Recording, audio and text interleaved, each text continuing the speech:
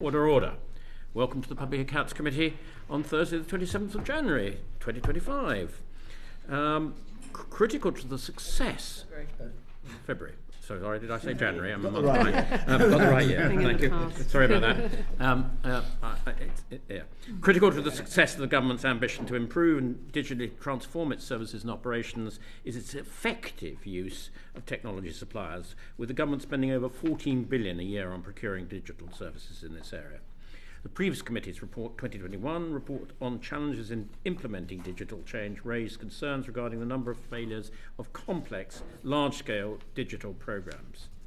The impact of these failures had serious implications for major government services and the taxpayers' money. So today, we will be examining departments on what progress has been made in addressing these long-standing issues in government's digital procurement and the government's strategic approach to dealing with suppliers, as well as departments' digital expertise in this area. So we are especially welcoming our witnesses this morning, and particularly our two permanent secretaries, who are very busy people. Kat Little, Permanent Secretary. Kat was appointed Permanent Secretary to the Cabinet Office in 2024, prior to which she was Second Permanent Secretary at HM Treasury. Were you in charge of all government procurement at Treasury? No. So the Cabinet Office has always been in charge of procurement, but the Treasury was obviously I was responsible for spending. Yes. And a very close relationship with our commercial colleagues to make sure that we did everything together. Really helpful, thank you. And also to help us, and with warm welcome, is Sarah Munby, the Permanent Secretary. Sarah has been Permanent Secretary of DCIT since its inception in February 23, and was previously Permanent Secretary of its predecessor department, BAYS. Also to help us, they brought along their teams. So we have in Kat Little's department, the Cabinet Office, we have the Acting Head of Government Commercial Function, Clare Gibbs. Clare has been part of the government commercial function since 2017 and has previous commercial roles in MOD and the National Crime Agency. A special warm welcome to you, Clare. I think it's your first appearance before the committee. It is. Well, warm welcome. And alongside her is Andrew Forzani, the Government Chief Commercial Officer, and you've been recently appointed to your role, having had over 30 years' experience in commercial and procurement supply chain management. Congratulations. Well, I hope it's congratulations. And to help us with some of the more technical aspects of all of this, warm welcome to David Knott, the Chief Government Technology Officer, Government Digital Service, and you joined the Government Chief Technology Officer of the UK Government in 2023 and had also 35 years' experience as a technology leader, strategist and architect. So when it comes to all the technical questions, we'll turn to you, but thank you very much for being here today. So without any further ado, let us move into the main session. And to help us with that, we'll start with Lloyd Hatton, please. Thank you, Chair. What I found quite striking when reading through the NAO's report was that it feels that when it comes to procurement and digital commercial activity, that it sits in a lot of different places, a number of different organisations, and then also within departments as well. It sits in a lot of different places. With that in mind, do you sort of share my concern that it doesn't sit with anyone as a number one priority, and therefore there is a certain lack of accountability or sense that one person has essentially to take responsibility for this procurement process, and that the buck actually does stop with somebody? Well, I can entirely understand why you would draw that from the report, and I should take the opportunity to thank the NEO for the excellent work with us. We very much welcome all of the recommendations and the insight in the report. This point about accountability and who does what, it might be worth just setting out the landscape and what we're doing to make that clearer.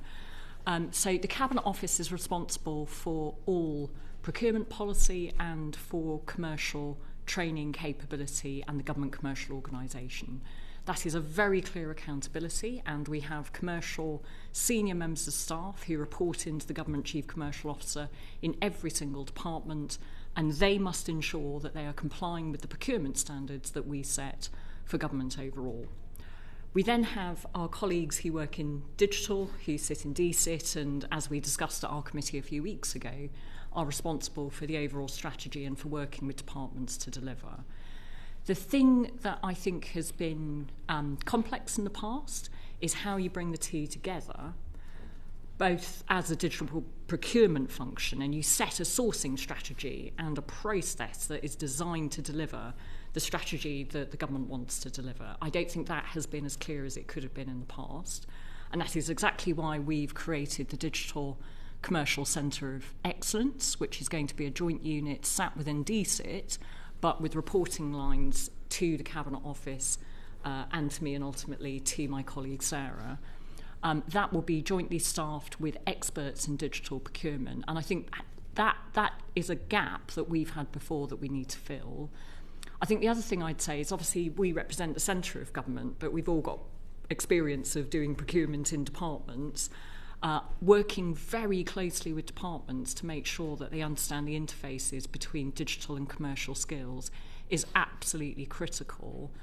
And something that I'm particularly passionate about is multidisciplinary thinking, and I'm sure we'll come on to transformation programmes and technology-led transformation programmes, but it's not just about these two functions, it's about all of our teams coming together to solve problems and bringing their expertise to bear.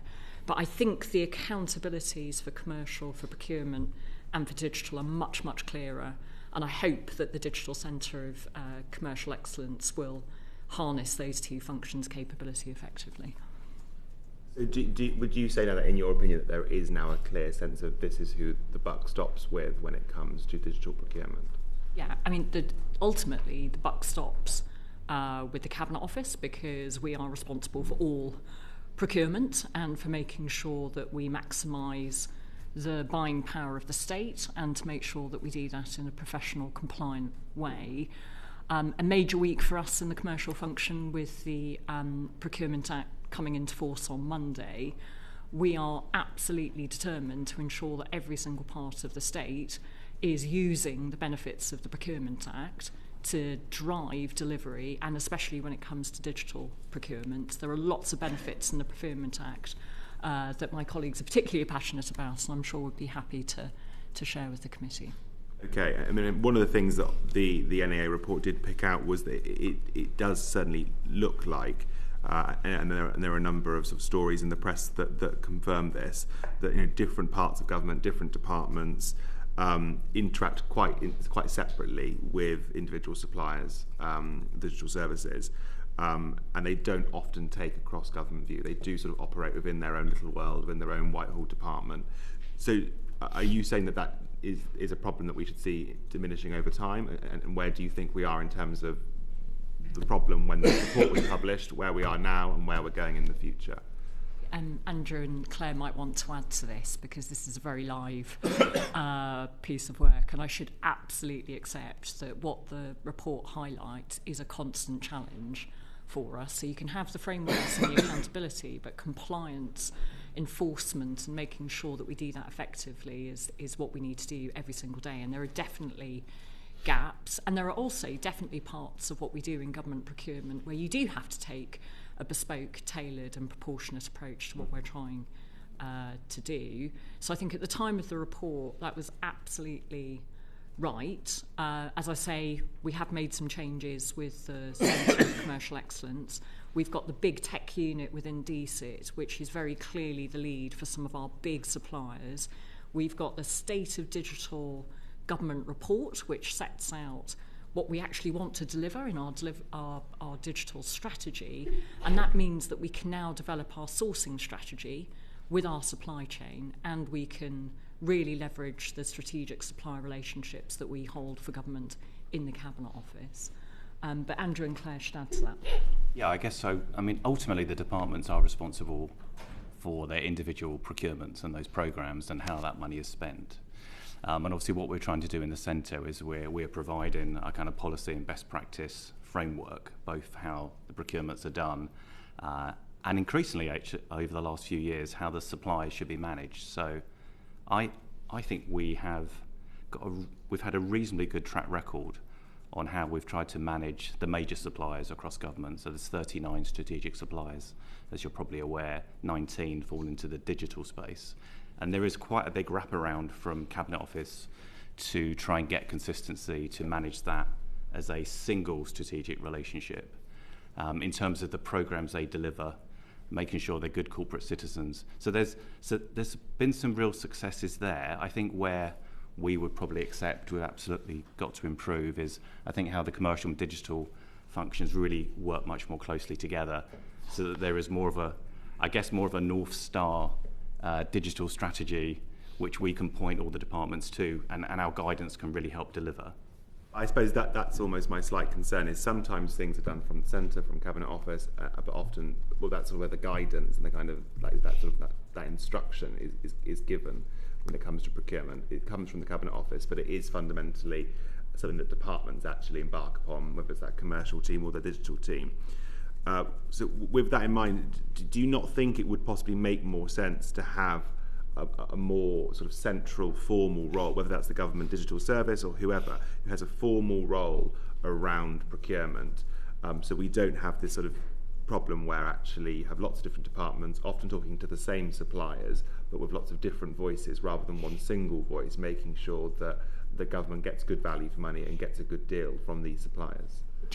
I could just clarify, and Andrew should add to this. I suppose we do have a formal role, so any programme that's over £1 billion has got to come through a very robust central major projects investment process, and that is where we bring together the Treasury and the Cabinet Office functions to stress test major procurements, and we also have a very rigorous and disciplined professional controls regime for procurement. So it's not just guidance, there are compliance and what we would call second layer of assurance mechanisms that test compliance and provide an extra layer of professional challenge in the way in which departments go about undertaking their procurement.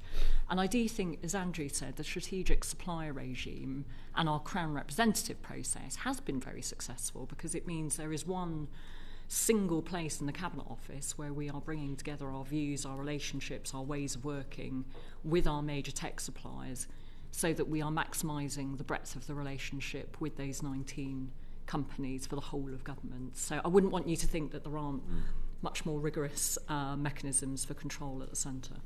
Do you share my concern that perhaps because there isn't a single voice, particularly for smaller procurement contracts that are less than £1 billion, that actually government doesn't speak with a single voice, and you've got lots of different government departments or public bodies that are going to these suppliers via their commercial teams to get a deal done, and actually they're not all getting a consistently good deal that provides good value for the taxpayer? I do agree that it is quite complicated. So if you're a small business and you want to engage with government and you have to talk to lots of different government departments, there is less formal structure in place, but we do also have lots of teams in departments working with our SMEs, because our hope is that those SMEs are going to become the big strategic suppliers of the future. So we do recognise that, particularly if you're not in that top 19, it can be a bit more of a varied landscape, which again is why the Procurement Act brings us greater flexibilities for working with SMEs, and why we want the Digital Centre of Excellence to have more relationships with a broader breadth of the supply base. Of course, we've also got the Crown Commercial Service, so that is setting a lot of the contractual frameworks which are available across the whole of the public sector. So there's a significant amount of spend that's going through contractual arrangements that have been set by the centre, and much of those with those kind of more mid-tier SME type suppliers. But I don't think we disagree with your main kind of thrust, and I think that's what the Centre of Excellence will be looking to pull much more of that together and have that stronger voice. And I think we've got some real strong ambitions in terms of very much looking at the whole digital landscape and really starting to see where we can buy better and more effectively. And do we want to take, there's a choice there, do we need to take more control? I think we need better data actually at the moment, and we're very much hoping that the Centre of Excellence will give us that. And you touched on this before, Andrew, where you said perhaps there is a case where there is a problem within a government department where the digital team and the commercial team aren't always cooperating or fully integrated in their approach when it comes to dealing with these suppliers.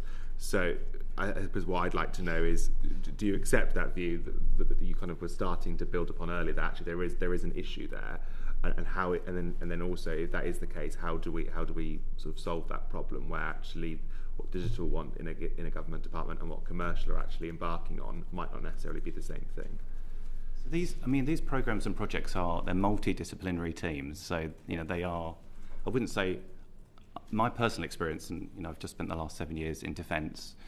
My personal experience has not been like commercial and digital teams working against each other. I mean, there are multidisciplinary teams of project delivery people, digital, commercial, finance, legal. They come together as a kind of project team to deliver, a large, big IT complex program. And together they have to agree what the right strategy is, the best way to approach the market. And the different professions will give their professional advice. And sometimes there's a bit of tension there about what's the right way to do things and different approaches. And there's obviously a regulatory framework that we have to follow as well. So I know the report talked a bit about kind of not necessarily working together, or there was almost an inference of it being maybe too commercially led, and that wasn't always appropriate. I haven't really seen that in my experience. I think the issue is consistency, and I think the report also draws out an important point about the point in the cycle between policy inception and delivery where these multidisciplinary teams come together.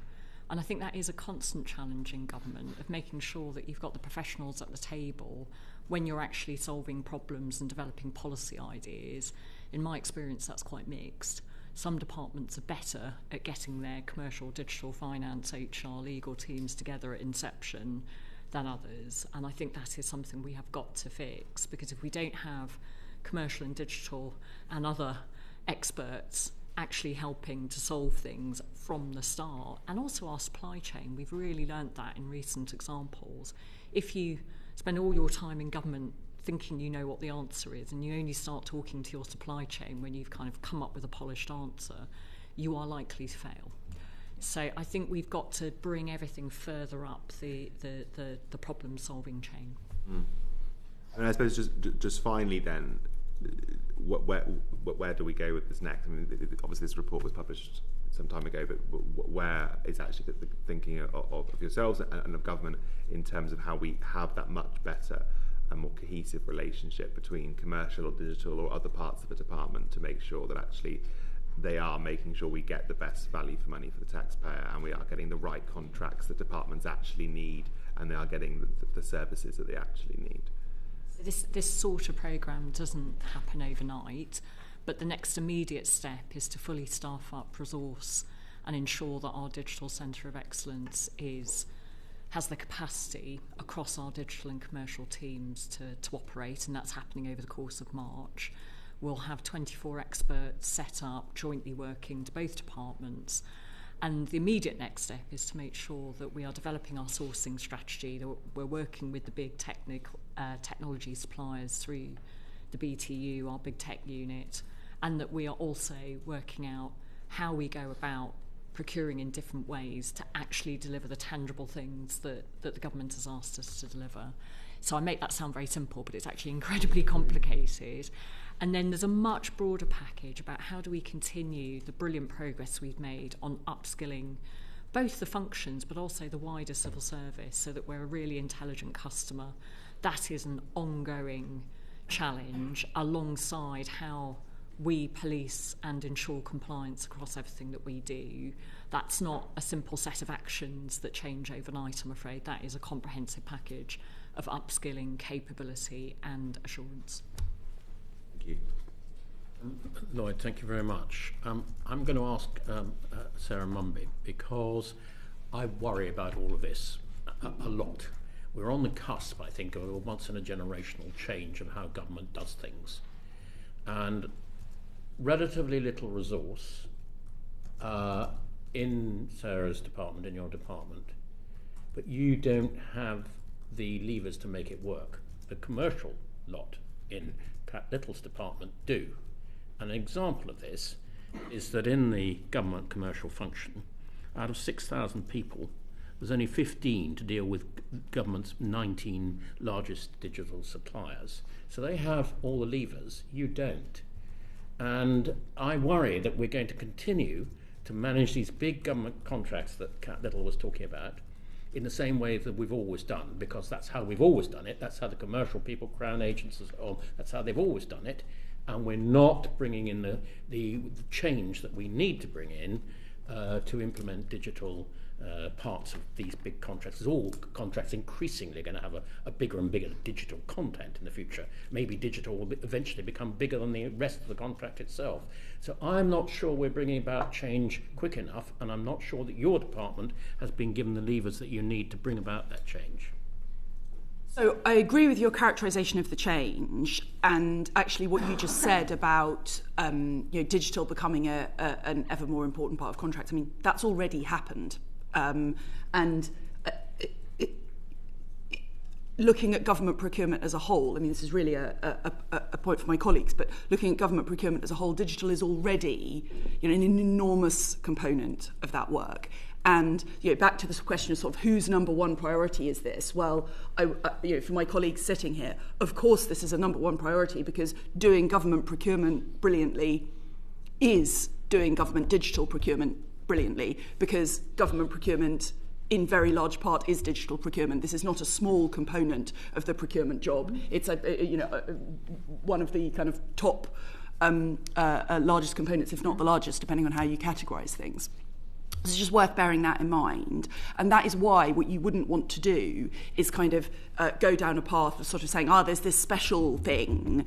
This is actually, all of government procurement is digital procurement in one way or another. So that's why I think this concept of what we're trying to do is partner much more deeply. And I do think part of our job, and I say this with complete respect and collaboration, is part of our job is to get the elbows out and keep encouraging the whole of the commercial function to take this agenda really seriously. Same as we do on all sorts of aspects of this work across government. That doesn't mean that we should try to take on the functions of other bits of government. The numbers of people that the government commercial function employ and the resources they've got, and the number of people you employ and the resources you've got, it's a totally unequal balance, isn't it? Well, I don't think it's... I think the people who are doing... I mean, I think it'd be a question for Andrew, but I mean, I think Andrew would say, this is a priority for him. This is what those people should be doing. Personally, I do think there is more to do to upskill, and I think this is what Kat's just been talking about, upskill commercial teams across government, drive capability in this space to match that change that's happened and is happening in the outside world. But that is what the commercial function is for. It isn't an extra to be sort of put on the side. I think the bit about working together more, from my perspective and the department's perspective, is we need to be a really strong customer voice for what is needed in terms of results and approach. And that, of course, drives and influences your commercial strategy. And that isn't just about the sort of coordination and capability work that we were just talking about, but it's actually also about saying where something should be bought collectively, not just because we might get a better price by buying collectively, but because strategically we think there should be one solution for government. So I'll give you an example which is sort of simple, but it brings it to life.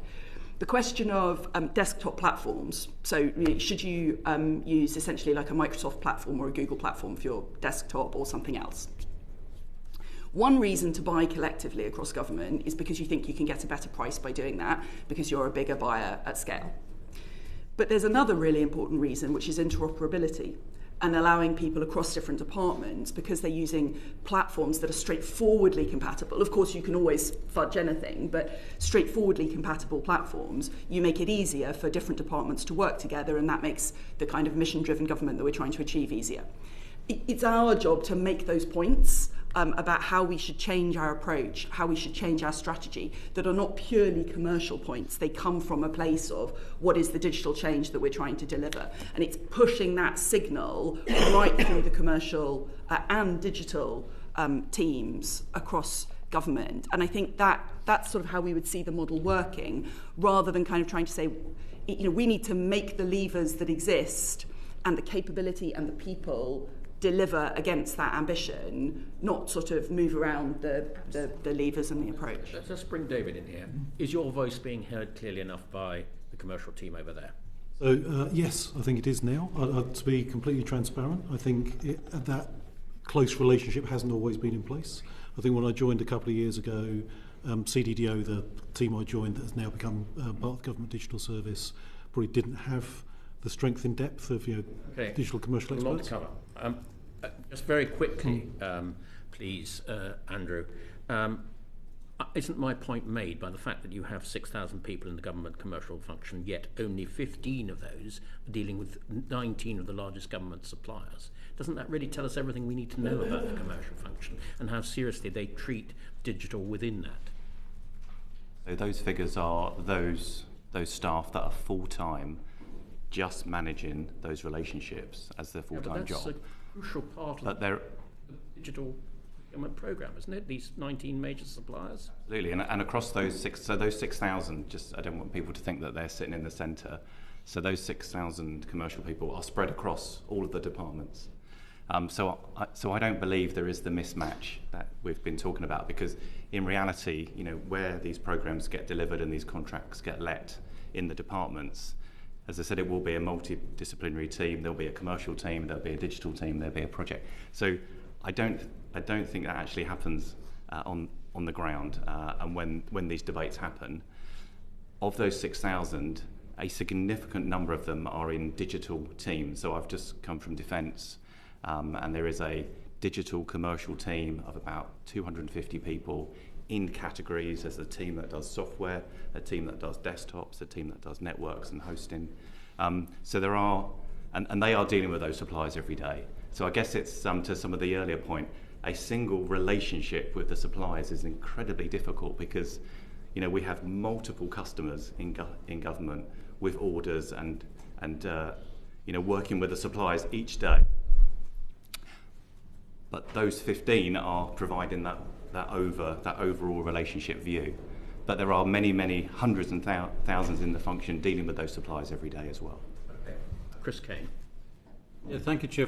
I suppose following on from that, on the NEO report in paragraph 1.3, it says government lacks basic data on how much is being spent. How much is that data deficiency down to a lack of resources? I suppose that's for Andrew and Clare. I'm going to address these questions, but how much is that data problem, data deficiency, caused by the imbalance in resources that the Chair's referred to? I don't think we've got a lack of data. I think our challenge across government is always pulling that data together and being able to then sort of analyse it as effectively and as quickly as we'd like to.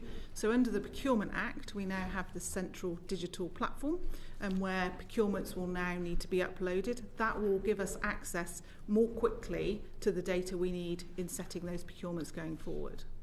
In that report it says government does not know the overall picture of how much is spent in digital change programmes. So the data might exist, but you don't have it in a form or in a place where you can use it appropriately. So what's happening there? If the data does exist, you don't have access to it. Yeah, I think we recognise that historically we haven't been able to pull that data together. So going forward under the Act, we have got this platform which will allow us to do that. I think it's sorry.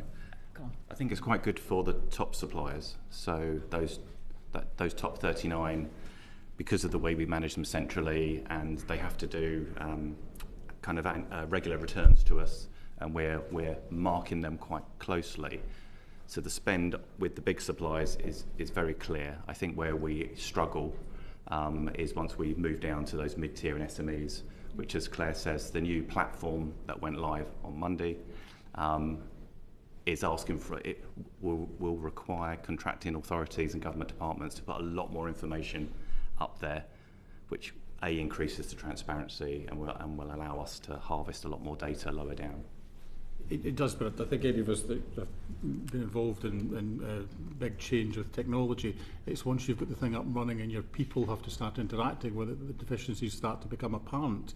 So if you may have a reporting mechanism, but how are you going to ensure that everything is being done that the Act allows you? Because I think, as Cap pointed out, it's the journey that the staff go on once the solution is in place that can really cause the problems. So if I take you at the point you're now ready to go, how are you going to ensure that the data is being inputted and inputted in a way that you can then use? So I just take us back a little bit, if that's okay. So we have a suite of playbooks, and the Chair may recall the sourcing playbook came out following the collapse of Carillion. In 2021, we recognised that there was a gap around digital, and we created the Digital Data and Technology Playbook, which was developed in conjunction with David's predecessors. Now we know we need to do a lot more on that and refresh it, which we'll do through the Digital Commercial Centre of Excellence. But we've also, within that suite, we have in draft a contract management one. So I think, we recognise that contract management hasn't been as robust as it should be. We've not published that yet. I'm keen to get David's view on making sure that we're robust around the digital aspects of contract management as well.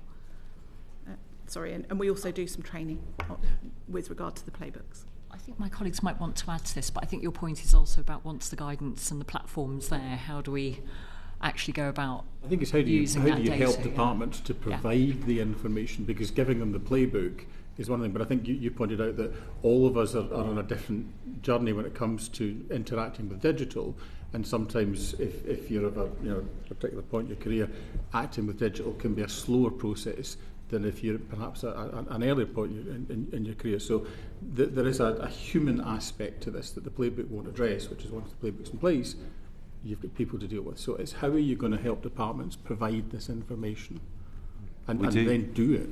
So I think for those largest, kind of most challenging kind of digital change programs, we have a centralised commercial team called Complex Transactions, which get deployed into departments to actually do that on the shoulder support. And within that, and it's a relatively small team, but there are 20-25 real digital commercial experts who have got a real significant history of delivering large kind of outsourcing digital programs.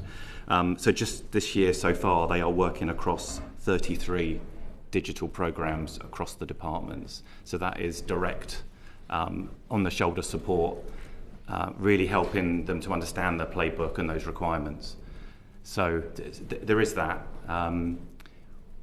We could probably do more. We could probably... I think it's not you probably could do more, you definitely could do more, and the reason I know you could do more is because the data that you've got isn't enough at the moment, and you're procuring. So if you're procuring with insufficient data, you're procuring insufficiently. So I recognise, and we all recognise you could do more. I think what we're trying to look at is what are you going to do? What is the more part of that statement?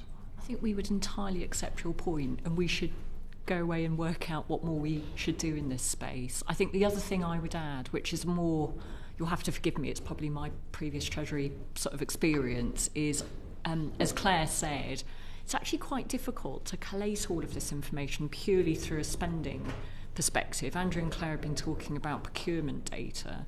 One of the things that we're doing through the spending review this time round is a bottom-up zero-based review of government expenditure, and our colleagues in DCIT are working with the Treasury to look at all technology and digital expenditure to understand what it's being spent on. So it's a shame that we have to do this as quite a manually driven exercise as part of an SR. And one of the things that we're working with the Treasury on is what more can we do to automate and gather that information on a more frequent basis after the spending review so that we can monitor it and then align it to the procurement data that we're now capturing. So I think there's something there that we should take away and build out a more detailed data plan on. Yeah, I would agree with that. I think we've made the point that we're in a step change in technology at the moment, but an observation I may have is that the technology is changing in a step change approach, but the government approach is changing in an incremental approach, and I wonder if you think that's possibly where you're getting out of kilter and that's causing some of these inefficiencies. It doesn't feel very incremental within government.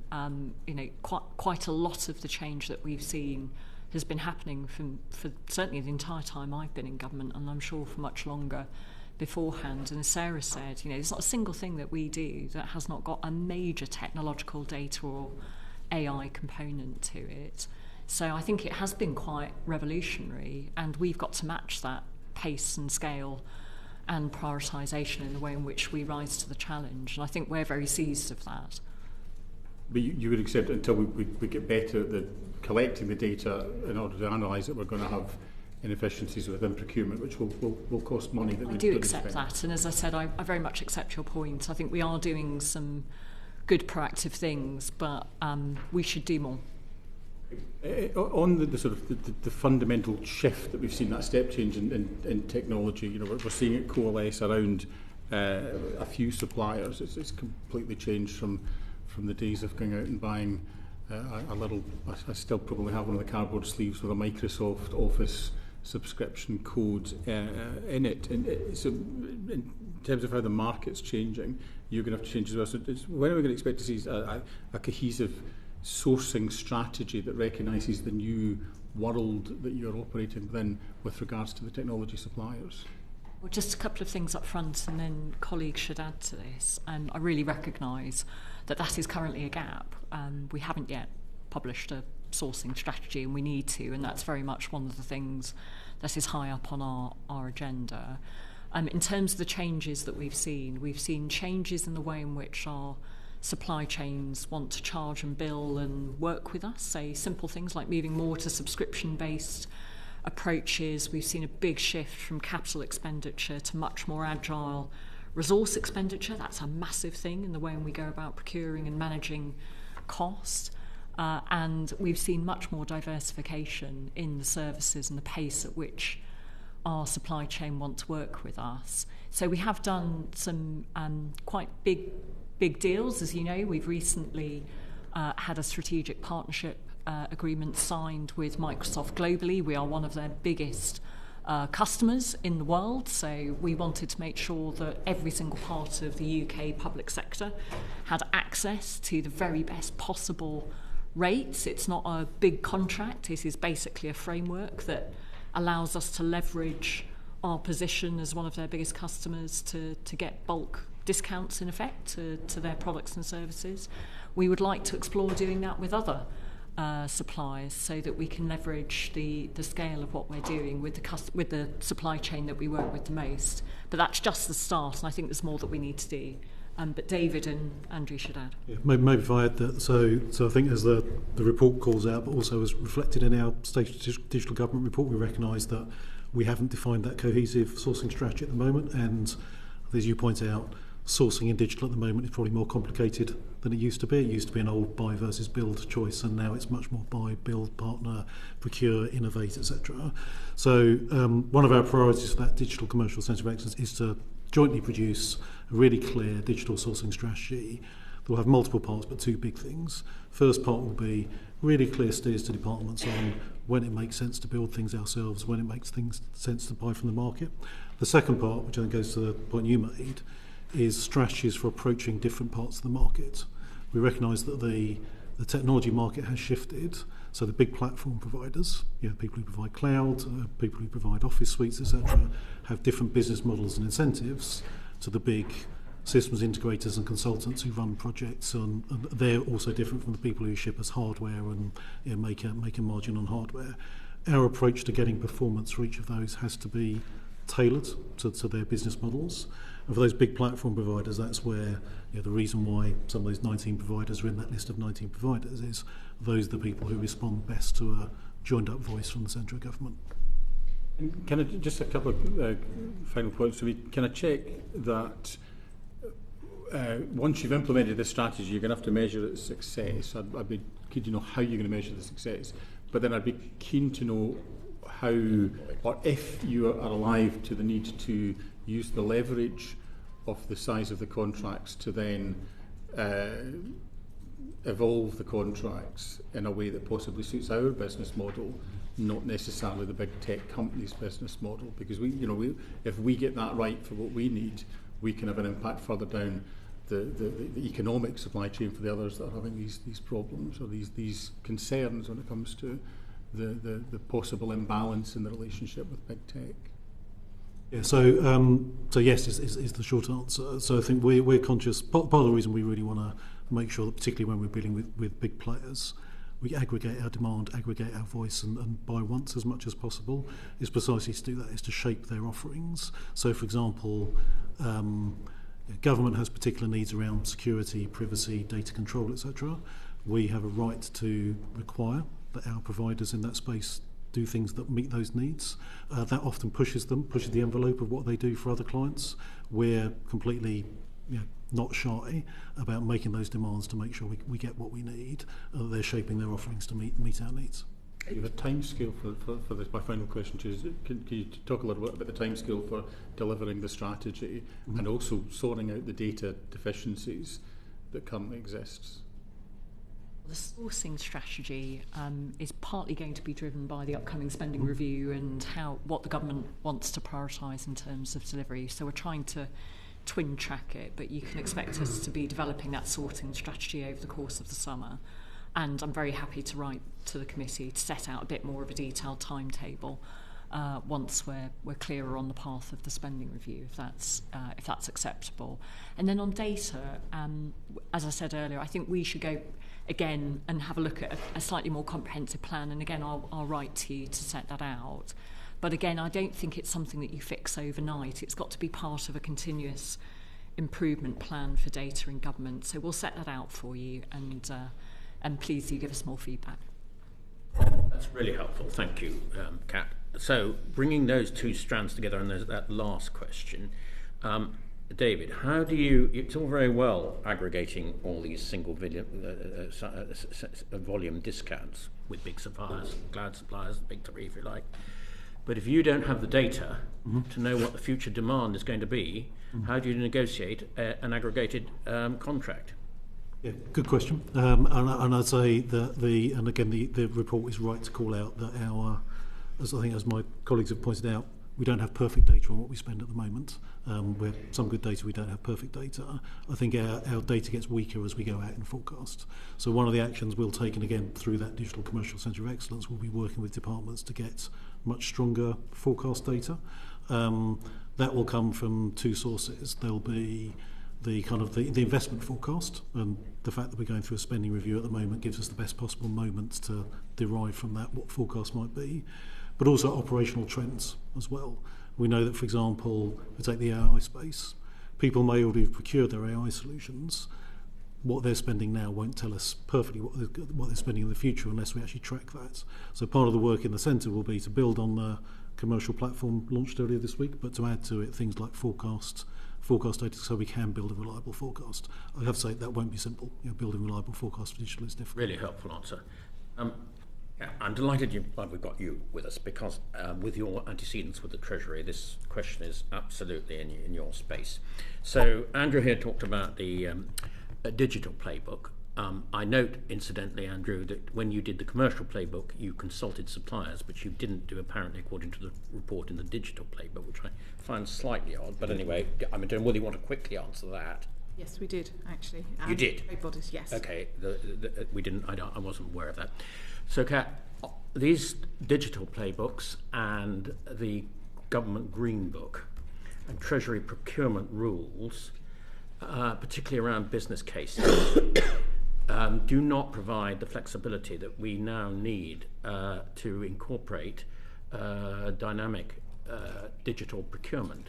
And are you having a conversation with Treasury as to how the digital playbook and the green book might be better aligned to allow for this agile procurement?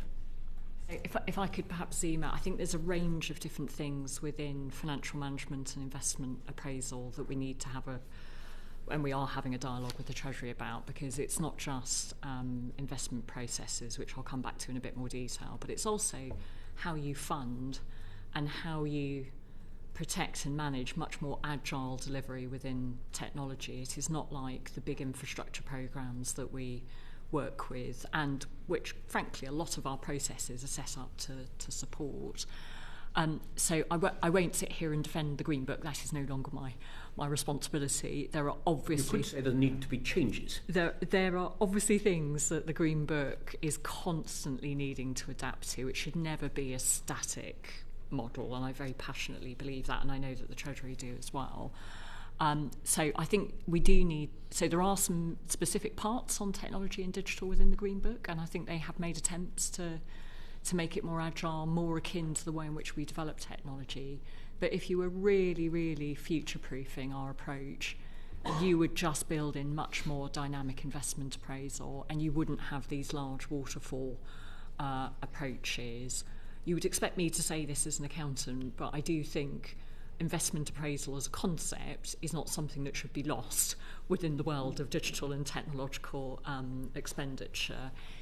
What you do need you go about that it's appraisal. The way you use it and the way you do it. And I've done this both being responsible for digital programmes and as a finance person. And in fact, the finance function have got technological financial experts who all they do is work with tech programmes from a finance perspective, because it is such a specialist area.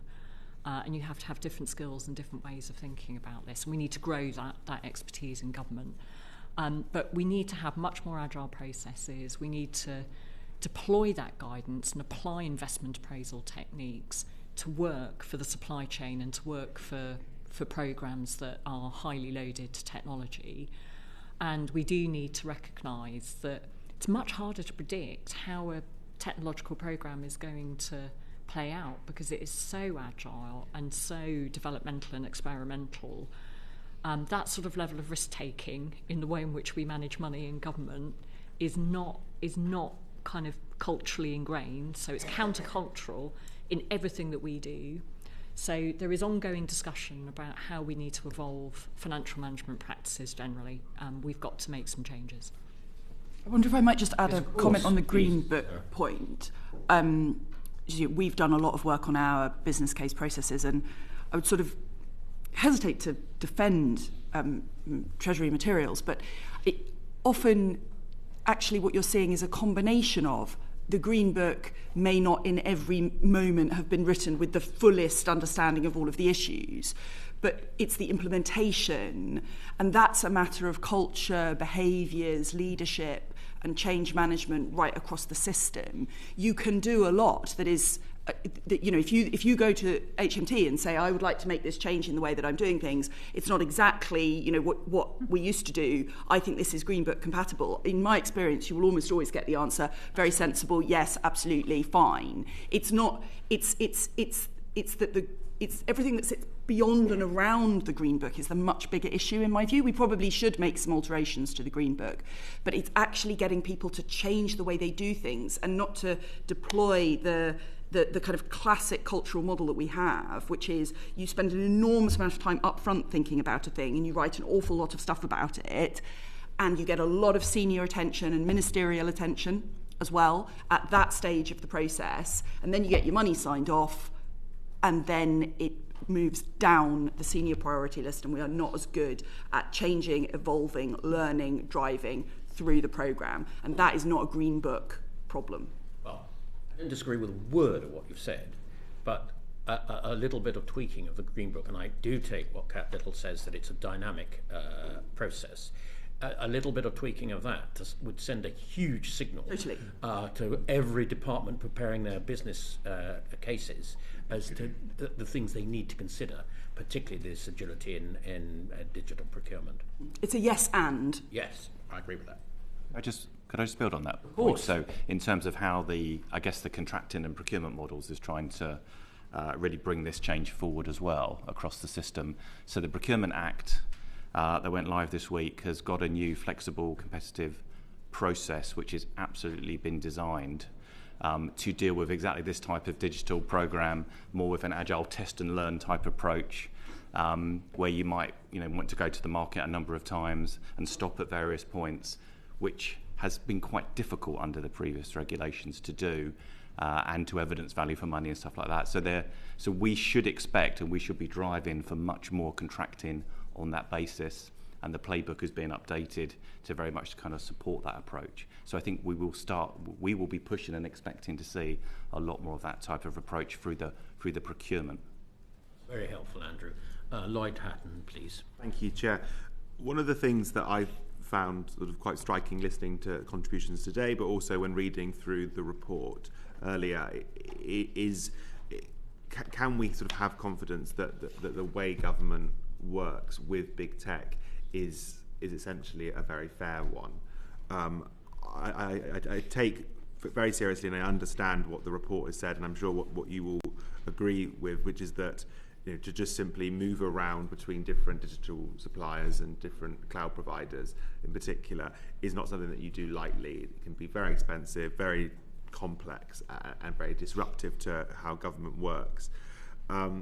But I completely understand that. But on the other side, do you not sort of share my concern that actually you do have a relationship between some of the big tech companies and government that is not particularly healthy at the moment?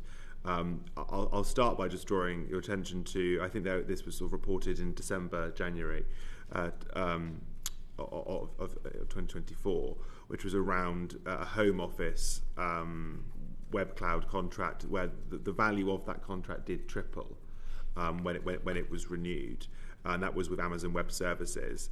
So it was originally at 120 million, and then it tripled, well, more than tripled, up to 451 million pounds.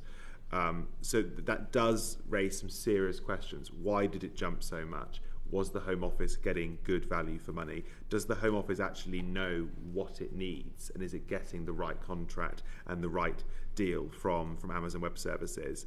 And is there not some way that perhaps at a central level we should be better guiding or better, restricting what departments are able to do? What appears to be the case is that you've got Amazon getting a lot of money from a government department without really providing anything that's substantially different.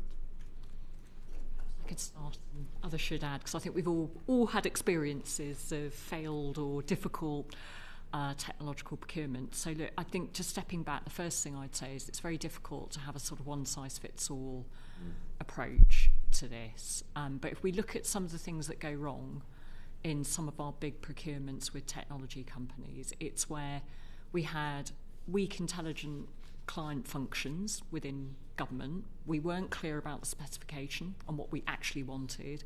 We didn't bring the supply chain into the conversations early enough to look at what the market could actually deliver. We probably underestimate quite often the pace at which technology moves on. So we come up with quite a static requirement. Technology moves on. We've not built in the agility into the way in which the contract moves. And there's always the kind of share of risk and incentives that you've got to really think through on a long-term basis, of being quite strategic about what we're trying to do. They tend to be the things that drive cost up. And this is not just technology, this is across quite a lot of what we do in government. So I won't talk specifically about the Home Office case because I'm afraid I'm not familiar with it, but I think what we need to do in the centre is to make sure that when we look at those lessons learnt, we are doing everything we can to share those lessons, to work with our professional functions to make sure that they have thought it through before we go signing contracts, and that we've got processes to check and test how those lessons learnt have been applied. But Andrew, David, Clare should add. Yeah, I think the first thing to acknowledge is there are some of the sectors of this market, there are a small number of very dominant suppliers. So for everybody there is limited choice. So then of course if you want to leverage government purchasing power for something like hosting, you really need to get a number of departments really aligned around requirements, and that is very challenging to do. And I guess we absolutely have an ambition to do that more, and that's going to be one of the key parts of the new Centre of Excellence agenda. So of course one of the founding principles of public procurement is competition. So departments go out with their requirements, and these contracts are competed. Sometimes in a very limited market space. So I think we accept that in some of these markets we don't actually have the leverage as much as we think we might, because there's limited choice. But both Ofcom and the Competition and Markets Authority, I think, share that analysis, which is essentially that you've got two, particularly when it comes to buying cloud services, you've got two companies, Microsoft and Amazon Web Services, that completely dominate the market. And actually going back to my bit at the start saying changing is really disruptive and complicated, not that if you were to change you'd have much choice, because essentially there are two big firms that control this space. So with that in mind, just going back to what I was saying at the start, Andrew, do you agree that actually the relationship between government departments and these big tech companies is actually often can be quite an unhealthy one because of that limited choice that both Ofcom and the CMA have identified, and actually that's why you do get to a situation where a renewed contract can triple in value, because essentially these big tech companies know that a department like the Home Office have very limited leverage, have very limited choice about where they go for these services, and therefore find themselves essentially in a slight ransom position when it comes to dealing with these firms. I wouldn't characterise them as unhealthy. So there are some things we have been doing, and we are going to do more. So we do compare and pull pricing information together across the contracts we will have with some of those providers. They are part of the partnering programme, so there is oversight to try and understand how prices might change across us as a customer, and we will absolutely look to see if we can leverage that across that relationship. That does go on, but I guess ultimately to get the best leverage you would do a single deal. And I think what we're just saying is that in practice it's very, very difficult to line up multiple customers and multiple requirements. We have started to do that, and we've got an ambition to do more of that, I would say. But I guess just on kind of hosting is an interesting one, because we did, parts of government used a strategy to try and move away, and we did have contracts with a local provider who then actually financially went bust. So we had some real challenges, some real business continuity issues about 18 months ago, didn't we, Clare? So it's not as if we haven't, we did look at the market and tried to kind of look at alternatives. But the dominance now is such that we've got limited choice. Can I just make a comment? So again, apologies, I'm not deeply familiar with the Home Office case, but I think in that type of provision, cloud platform provision is quite important to distinguish between price and consumption. Actually, I do expect that most of our departments, we will see them spending more with the platform providers because they're moving more workloads to that. And actually, where that's a means of getting off some of their legacy infrastructure, we think that's a good thing, because we'd actually rather they were consuming modern, up-to-date services from those platforms than trying to run out-of-date, antiquated machines in their own data centres. So we'll look into that case, but often when you see cloud cost increases, it's because the department is using the platform to do more, rather than because the prices have gone up. It's also fair to say, back to what I was talking about earlier about sort of voice of the customer, what's the strategy type signals that need to be provided more to the system. I think certainly David and I would share the view that at the moment the way that government buys cloud is not right, and there is real work to do on that specific point, because it is a place where buying in a fragmented way, rather than thinking about your overall capacity, how it evolves over time, peaks, gaps, all of those sorts of things. It's not necessarily about whether we have a kind of a healthy or an unhealthy relationship with the suppliers. It's actually I really am treading into David's territory here, but buying cloud brilliantly is a really quite specific skill, even within the digital procurement set of skills that we've been talking about today. And we, as part of the Centre of Excellence, need to really build that capability on behalf of the whole of government, so that we can become just a more modern and sophisticated buyer of cloud. Because the problems that you're talking about around a lack of competition, which, from a policy point of view, stepping into my sort of wider DSIT hat, we would totally recognise, those are faced by every buyer. Those aren't a government issue. That's if you're a large bank buying cloud, you've got exactly the same sorts of things, and we need to become as good as those buyers at really doing it brilliantly. And I just don't think yet we've got to that place. I appreciate that these concerns aren't unique to government; they'll exist in the private sector as well. I suppose the difference is, and the reason why we as a committee care about it, is this is taxpayers' money that we're talking about, and therefore people want to know that we do have the right expertise making the best possible decisions within the market that we're operating in.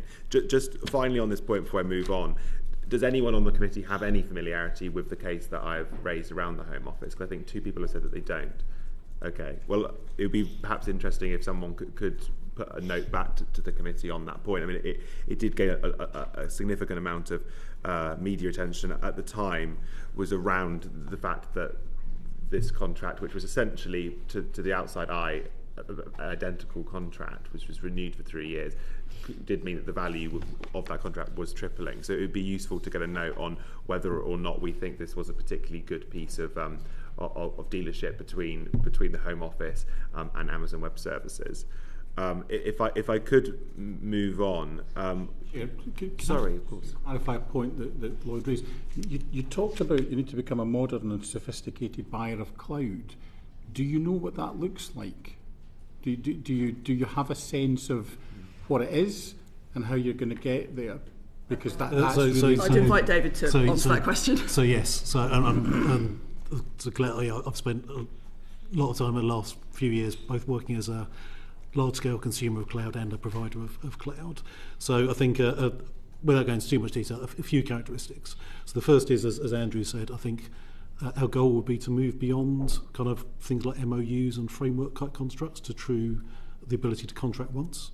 The way cloud economic works is that being able to write a commitment to a cloud provider matters an awful lot to them, and it gives us maximum commercial leverage, so the right commercial constructs. Secondly would be an approach to optimization. As Sarah was saying, one of the advantages of cloud is that you can go to turn the dials up and down.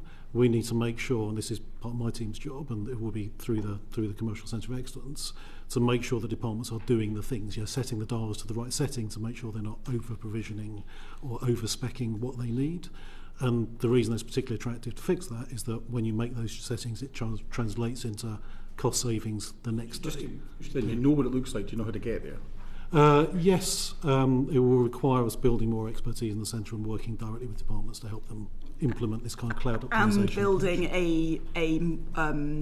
and gaining the buy-in through a series of probably both carrot and stick techniques across government to participating in something that ultimately will be a massive reward for departments, because this is about lowering their costs. So I don't think that will be impossible to do, but it will require some legwork. I was going to say, I think the hardest bit of all of this is actually working with the customers ultimately in departments, because there are good reasons why they are doing some of the things that they're doing, whether it's a legacy system, whether it's the way in which they're delivering a customer service, and they'll have all very different requirements. I think actually the hardest thing is making sure that departments are prioritising the procurement strategy over perhaps what they might see as more important local needs.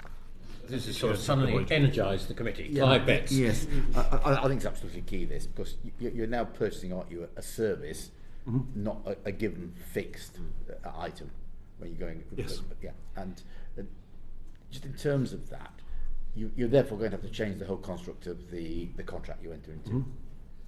Is that being done? Yes, so I think one of the observations we made, it's a contract level, yes, so because that's how these companies contract. I think one of the observations that was in the NAO report, again also in our status to government, is that, as you point out, a big chunk of the technology market has shifted from big upfront capital purchase where we used to buy machines and put them in a building somewhere, to subscribing to services that endure over time. Part of the reason why we're working with Treasury on any amendments that need to be made to funding processes and cost forecasting is to make sure we're reflecting that. So I think we're on that journey. I think not all of our funding mechanisms reflect that shift in the market yet. Right. So once you've got the contract or buying a service, the departments then understand, because it's in the end their job, they're going to be managing the contract on a daily, weekly basis, that they're not locked into something that's fixed over time, because they may need different things from the cloud at different points. Are departments yet aware of that change that they need to be managing? My assessment would be, I think that level of skill and maturity is variable across departments. So we have some departments, and I'd probably pick out someone like HMRC, who've been using cloud platforms for several years, have a very mature centre of excellence, a strong training programme and curriculum. They've kind of got it figured out. That's not universal across the system. I'll come on to training. Okay, thank you. Lloyd, I just had just one final bit, if that's okay, Chair. I mean, and it's been touched upon by Chris and Clive. Fundamentally, do you feel the government does have the digital expertise needed to negotiate with the likes of Amazon, or are we not actually in a position where we are being outgunned by them? I think it's mixed. I really do, and this is a very complex and big-scale set of challenges that we're dealing with. I'm confident in the centre of government. We've got some incredibly senior, experienced people who spend a lot of their time on the big strategic suppliers. Am I confident that in every department, in every negotiation, we have got the skills that we need to be absolutely driving forward the very best deals? I think it's inconsistent. But Andrew and Clare, who lead on our capability, should say more. I think that's fair. Sorry, Andrew. And I was going to say that the point that Andrew made earlier about the complex transactions team, where we've got sort of 20 digital experts that we can deploy out to departments. We actually also need the departments to be clearer with their pipelines, which is something else that we've put into the Procurement Act, so we know ahead of time. So we've got that pipeline of activities and we know when we can deploy those people in there. So I think following Kat's point, yes, it's mixed, but we certainly have experts in the centre that we can use to support departments. Do you think those experts are always being sort of deployed effectively, bearing in mind the example I gave earlier? It's clearly dependent and it's clearly inconsistent, and I will look into that case for you with the Home Office. I suppose for me that's what's quite concerning, is that there are sometimes government departments going into these sort of negotiations, whether acquiring cloud services or whatever, with companies like Amazon, where they are actually being outgunned. And I think that's what inconsistent is. Actually, there are certain departments where there isn't the digital expertise and experience needed, and the sort of the guidance or the information needed from the centre isn't sufficient, and then you get bad value for money, and you get a bad deal struck with the likes of Amazon. I won't comment on that case, but I do think there is the right expertise in the centre, as long as we know that these deals and negotiations are happening. And I think it's Clare's point of we're not going to capture absolutely everything. We've got lots of processes in place to ensure that we try.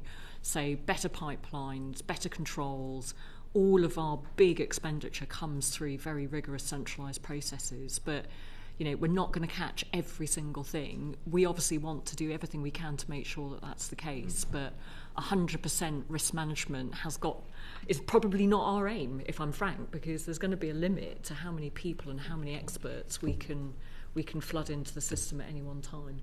I was just going to add that, I mean, there is real variability in, I guess, the size of the customers as well. So, you take something like HMRC, who have got such a big, kind of cloud hosting requirement, or DWP, I think we are much more confident that those large departments have got real dedicated expertise who really understand the market, and I think they understand their leverage. But there are wildly different kind of scenarios across government and across the public sector of people where this might be their early steps and they're much smaller users, and they absolutely won't have that leverage in the market. So I guess what we're trying to do, similar to the Microsoft deal, is if we can do some kind of floor kind of pricing for the whole of government for maybe those much smaller users, so that there is a kind of minimum deal that could be available to everyone. And then we expect the big heavy user departments with much bigger demands and more expertise to strike their own deals. That's kind of been the kind of strategy so far. And I guess what we've been talking about is, can we bring much more of that together, and the challenges that we talked about, to kind of bring that whole kind of floor up.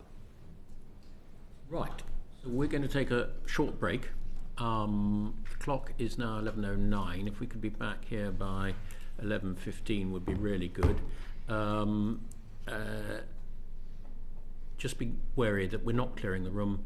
There will be microphones open, there will be telephones, so just be careful what you say in the break. Thank you all very much for what you've done today. We've come back to some really important subjects like skills and so on after the break, so order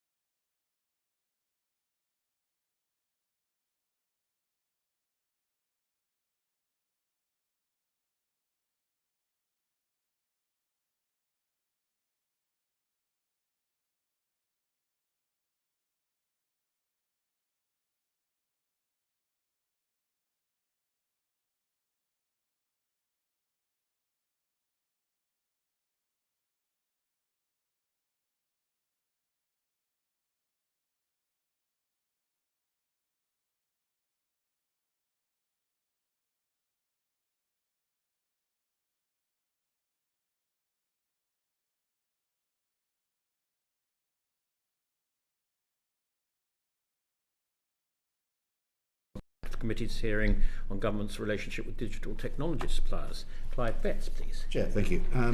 I'll come back to the issue of skills that we were just discussing before the break. Come back to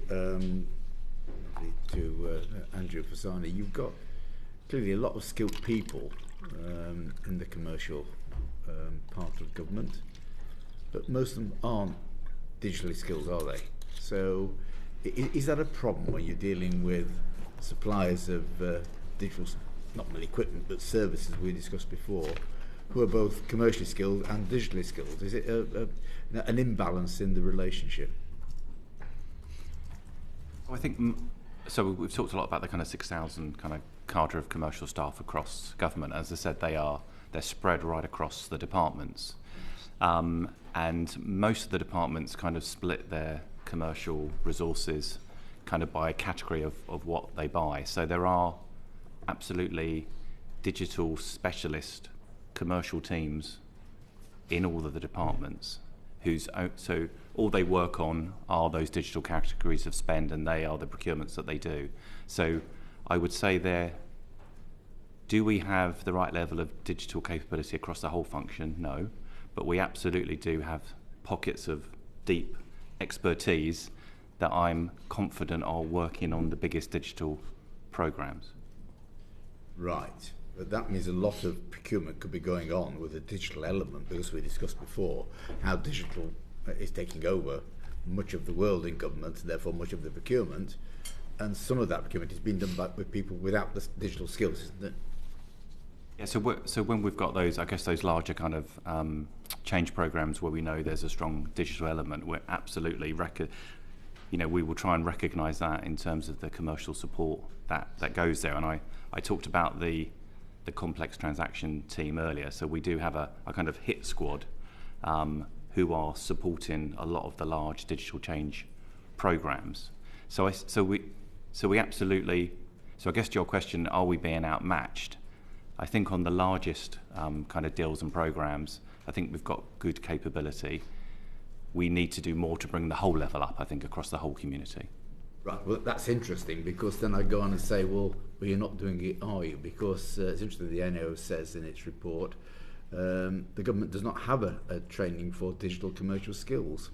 2023, the GCF launched a digital commercial development programme for senior commercial professionals, which is a really good idea, except the programme focuses on leadership skills, business acumen and commercial judgment, but was not co-authored with the digital profession and does not emphasise the need for specifically digital commercial skills. Why? Isn't that a big gap? So there's a significant amount of commercial training and development that goes on across government, and some of it is, I guess, it's more kind of general, that will apply to all kind of complex outsourcing and procurement services. So I would argue a lot of those kind of key skills in terms of how you would understand the market, put requirements together, negotiate with suppliers, are kind of the broad base of commercial skills. I talked about, so we have absolutely recruited in specialist digital commercial skills, and they sit in those specialist teams. I think we would accept that there is more for us to do to, as you say, because digital is at the heart now of almost every procurement, that we need to do more to kind of build that across the base. And that's absolutely part of what the Centre of Excellence will start to look to do. But it's not just commercial people, I guess, is the point I would make. So, these are multidisciplinary teams. So I think it needs to be much wider. Oh, sorry. Go on. I was just going to add about the DDAP playbook. So as part of that, we do have an implementation programme where we roll out the upskilling, not just for commercial staff, for anybody touching one of those programmes. So where we have complex transactions team going in doing those really complex deals, actually we can provide training and have provided training to some of those smaller programmes across government. And last year we did deep dives with 1,500 staff across government, and we also supported 30 of the smaller procurements that the complex transaction team wouldn't necessarily have gone into. So we are, I take your point, and there is more we can do, but we have been doing support across government already. Right, so this is in future, then you're going to give serious consideration to building this element into future training programs?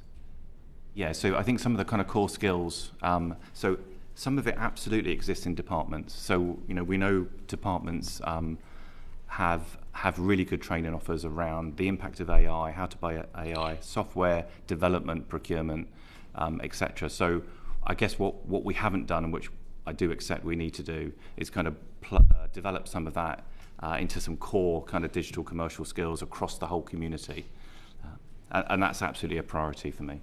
Just to be very clear, I think the answer is yes. We will definitely do that. Always helpful to have a clear answer. I suppose just two things I would add to what Andrew and Clare have said. One, if I refer to what Sarah said earlier, to the opposite of the question that you've just asked, we really want our digital and commercial teams to better understand each other.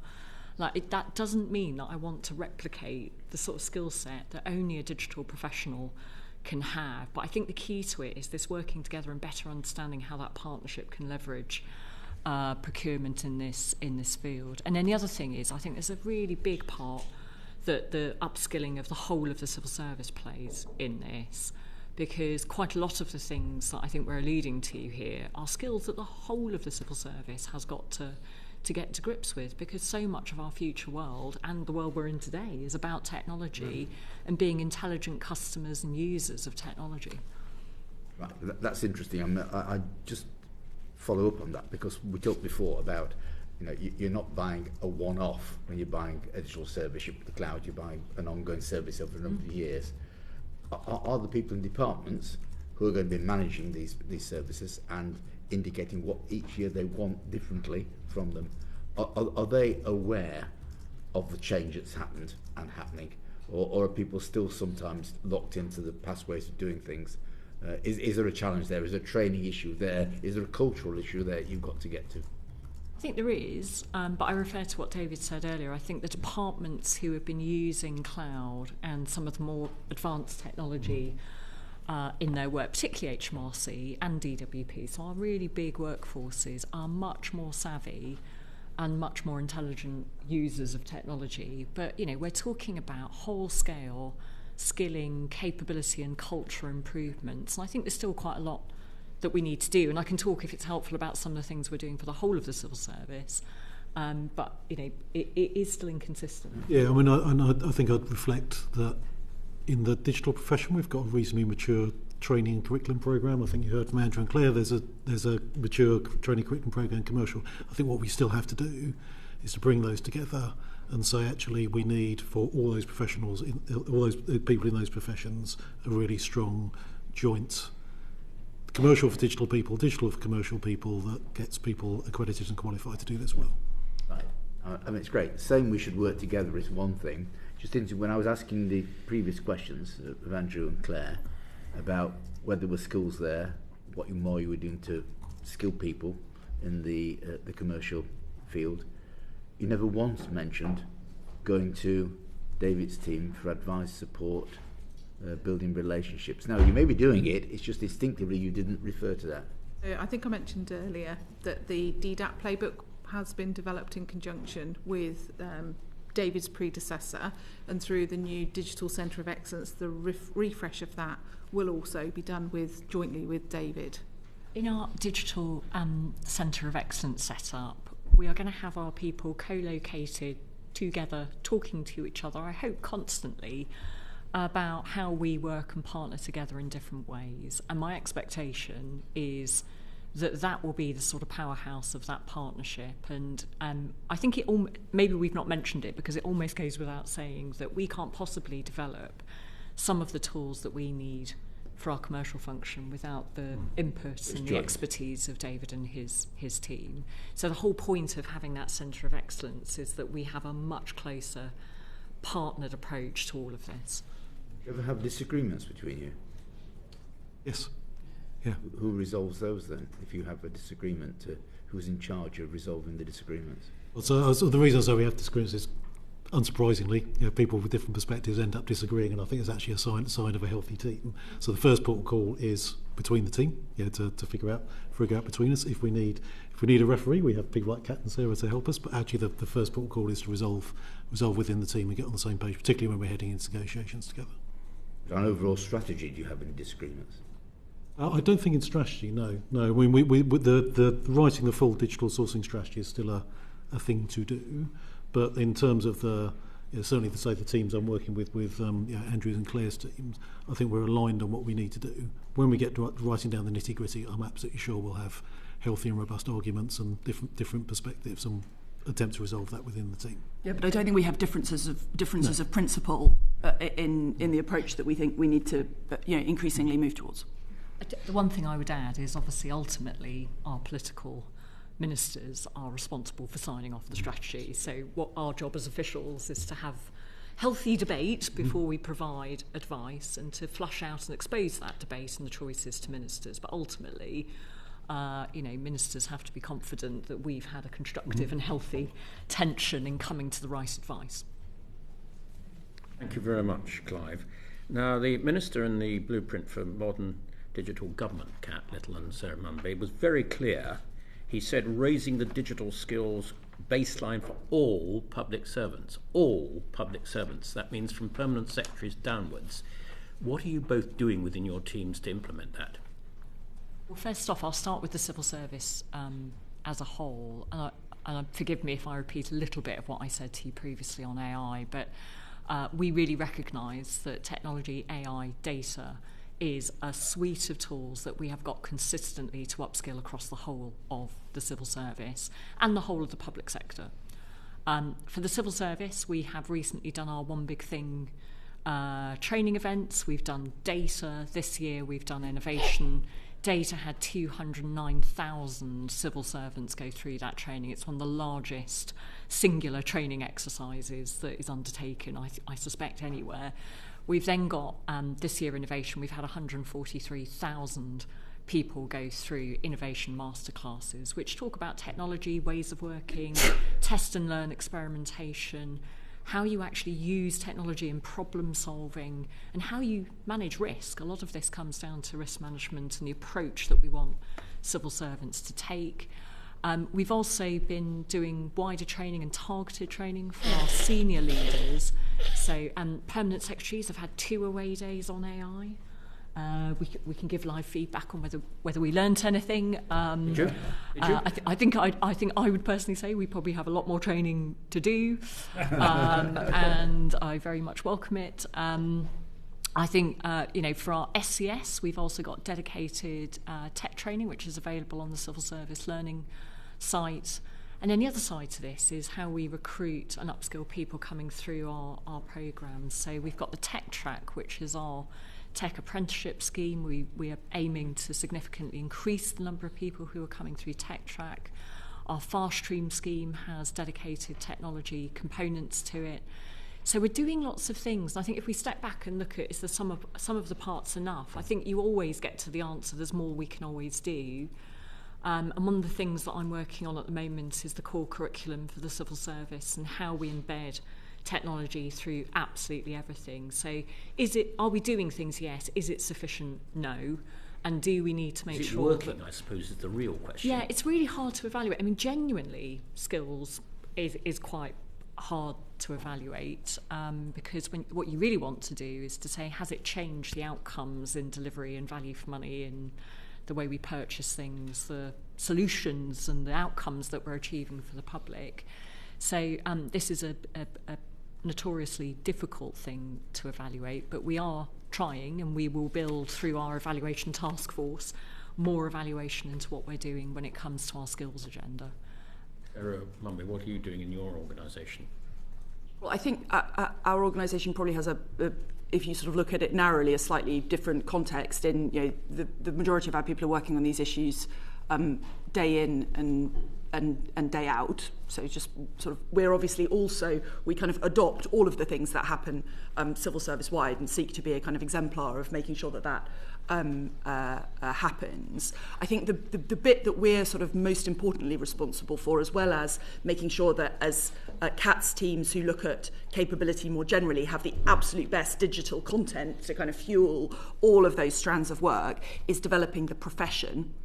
We talked about the need to expand the number, not just of people who are literate and intelligent on these topics, but who are genuinely expert within the civil service.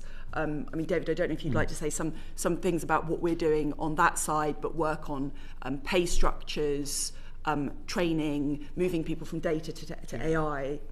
Yeah, so our sort of capabilities team within Government Digital Service looks at the whole digital workforce across the system, and that includes a bunch of everything from things we already mentioned, tech track, apprenticeship schemes to make sure we've got people coming and entering the profession, but also leadership programs and technology programs which we make available to as many people as we can to help them grow the profession, as well as things like programs of secondments and things to bring in external expertise as well. So, Andrew, it's your bit of the organisation I really worry about. And so what are you doing within your government commercial function, 6,000 people, to make sure that all of them have got these digital skills? Because this is the only way that the government commercial function is going to change to adapt to the new way that we need to procure in the digital sphere. You personally, what experience have you had in the digital field? What training have you had in the digital field in order to give an example to everybody else?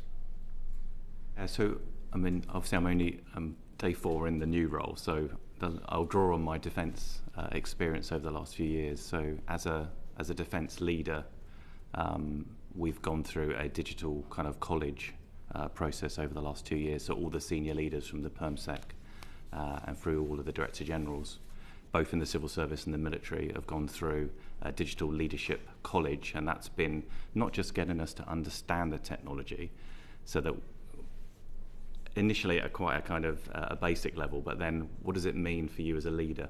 What are the changes that it will bring about in the way that departments and businesses will be run?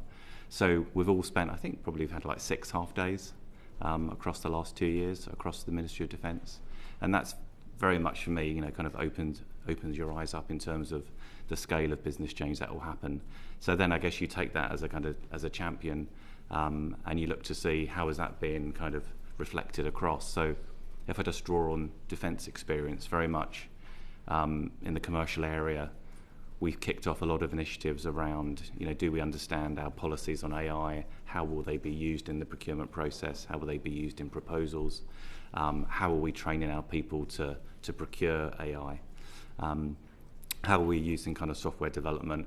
We actually set up, so there is a digital commercial deep expert team in MOD called Commercial X, which has been running for about the last 18 months.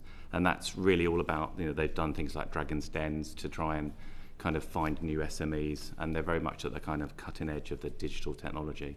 And that's something that I stood up, and that's a team of about 60 people. I guess bringing that experience into the Cabinet Office, and I guess I refer a bit to the answers that I gave previously. I think there's pockets of deep expertise, and I guess that expertise has partly been recruited in, so they've had experience, working in private industry where big companies have made some of these moves already. They also have got the experiences as the big departments have started to move. They've started to, move in much more into the cloud hosting. They've started to buy software as a service. Those teams have had to react to that. They've had to sort of recognise it's a different way of contracting and a different way of buying.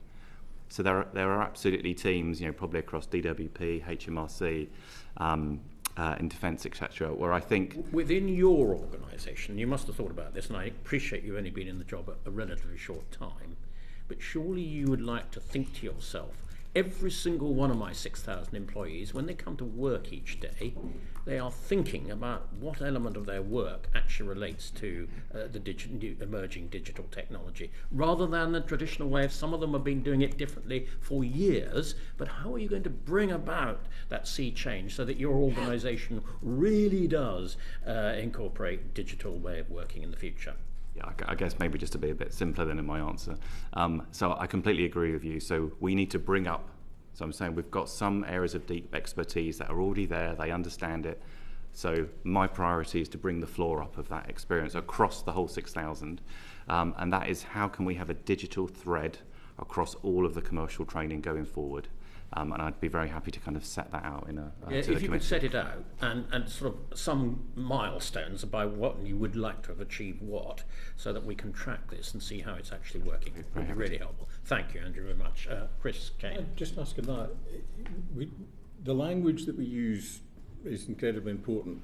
And, you know, we talk about this as having a thread of digital, as you said there, through the programme, but it feels like we talk about digital natives and digital migrants.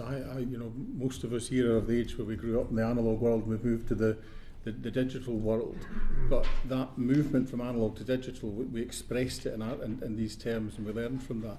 We seem to be moving from a basic digital world to an evolved digital world. I don't know, but it feels like we're going through that migration period, but I wonder how much the act of migration, the act of moving from one to the other, is actually causing some of the problems, because we're all using different language to describe the journey we're on. We're all using different language to help us get to that final destination, which is fine culturally within teams and departments. But there are certain areas where if we can sort it out faster, we should be able to help that migration, and one of them would be around procurement. So is the speed by which we're migrating the procurement side of this to, you know, almost to be the vanguard of, you know, the expeditionary force to help us get to the place we are we moving them forward at the speed we need to, and our approaches and your approaches as senior leaders, to make sure that journey is actually being as efficient as it can be? I hope I haven't, you know, taken that metaphor too far. Yeah, I think we really agree with you. I mean, the procurement and commercial teams can be a catalyst in the change we've got to make, and we're certainly very committed to making sure that that's the case. I think there's, as I said earlier, I think there's much more that we need to bring together, which we'll write and pull together into a plan for you. But, you know, fundamentally, we've got to build on where we are. We've got to recruit some different skills. We've got to change the culture. We've got to step up the skills and the training programmes that we've got, and it needs to be a comprehensive package that we can stand by and deliver. I think, given Andrew's only 4 days into his role and we've still got quite a lot of work to do, I hope you'll give us the grace of sort of setting it out, and you can. I'm sure we'll be back to talk about it. No. Take your time, and we're not asking for a rush reply on this, and I appreciate that. We want to do it thoroughly. We do appreciate that Andrew's has just taken up his role. Absolutely appreciate it. Is it worth just mentioning that the Government Commercial College is online? It's something that we're very proud of. I think we're only second in size to the Open University, so Andrew's certainly got a channel available to him to be able to drive and land his message across the government commercial function. I just wonder if I could add one reflection. There's just slightly a risk that we sort of talk about the analogue to digital shift as though that's the shift that we're managing here. It is true that in some places we still have got parts of government that haven't been able to sort of reach today's standard of operation. That's what the State of the State report shows. I should say that the questions that you were asking, Mr. Betts, about sort of, you know, is it that people haven't sort of spotted that there's a change? I don't think it's that we've got people who are sort of like, oh, cloud. It's more that, you know, they're managing complex legacy environments and all of those sorts of challenges. But just the thought I just wanted to sort of leave the committee with on this point is, at the same time, we are also undergoing and are in the midst of an uncertain but profound technological shift around artificial intelligence, which is going to be a change of, you know, we don't know, similar magnitude, somewhat less magnitude, somewhat more magnitude. I think there are people who are everywhere on that spectrum, you know, right through to this is as profound as the Industrial Revolution or more so. And so as we're thinking about, we are not just trying to bring people up to sort of a kind of acceptable standard for having done a better job on delivering some of these historic programmes. The bar that we need to then be seeking to very rapidly move towards is to be able to deliver the next generation of programmes which are going to be upon us very fast. I say that with totally understanding and appreciating the challenge that represents, but I do think that is the scenario that we, along with every private sector organisation dealing with similar challenges, are facing into. If I might add just one very quick thing. Sorry, I'm conscious of time. But I think I very much agree with what Sarah said. I think one of the biggest challenges we've got in the civil service in particular is the fact that the tech that people are using in their personal lives is accelerating much, much faster than some of the tools and technology that we're giving our people. And that is, as this committee knows very well, because of the legacy technology that is pervasive across a lot of what we do. So I think AI is not only a game changer, it will allow us to, I hope, more rapidly give our staff the tools that they have become used to in their everyday lives outside of work. And we have got to raise the standard of the environment they're operating in. Otherwise, they can be as trained as you like, and then we're giving them green on black technology to use in the workplace. That is not going to be sufficient. Finished? I'm still on this. Yeah. So we've talked a lot today about what your two departments are doing, and I suppose this touches on the work of your department, Sarah, because you are the department that interacts with all the other departments on this digital transformation, let's call it that. And they are very variable. We see this in hearings in this committee. So what are you doing to try and embed a culture which says we've got to incorporate digital in everything we do? I mean, it comes back to the very simple thing that I asked on the AI hearing about having CDIOs at a senior level in every single department. It does seem to me that the culture within government is still not there at the top levels to encourage this transformation that we need to see taking place quite rapidly. Yeah, we talked about that, as you say, at the last hearing when we were here. And in the blueprint, we talk about every organisation having a digital CDIO or otherwise sitting on their most senior departmental committee, their ExCo, and also having a kind of a digitally appropriate non-exec on their board. I think getting the right people into those rooms is of course not the whole answer, and we've also said that needs to be reported on. So it's sort of going from an aspiration to a sort of a programmatic intent around ensuring that happens. And then I think everything else that we talk about in that blueprint document around the kind of full spectrum of what needs to change around skills that we've talked about, leadership, this point that we're just discussing, but also funding mechanisms. There's a kind of quite a long list of what's required to change. I think this procurement component that we're talking about today is a really important slice, but we will not get what we need unless we're doing all of the other slices as well, which is why we've tried to lay out that comprehensive approach. I mean, Cat Level was quite right. Your two departments can't be everywhere, but the departments who are running these procurement programs should be on top of this. And it does seem to me often that the digital specialists are brought in far too late in the procurement program, by which time the scoping has been done. Largely, this sort of what you want to achieve has been set before the digital people are brought in, and then of course they're within a constraint, and so they can't procure in the best possible way because the whole environment has been set. What are you going to do to change that culture within departments? I'll give a trivial answer, if I may, just for a moment, because I do think it's profoundly important. It is partly about culture. It is also partly about political intent and focus. And I do think that kind of the intent of the Cabinet, supported by the IMG that we talked about last time, and what it is they want to make happen, I think does actually really make a difference.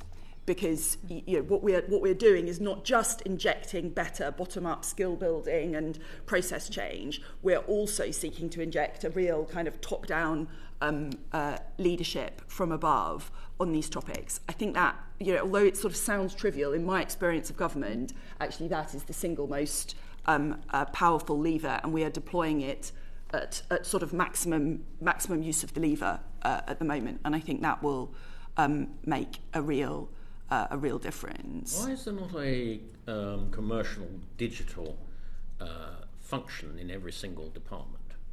Well, I think what you're describing is that sort of there is, in the sense that within the commercial teams, there will be a set of people who are specifically specialised around digital. In every department, there will be a set of commercial people with digital skills in every department.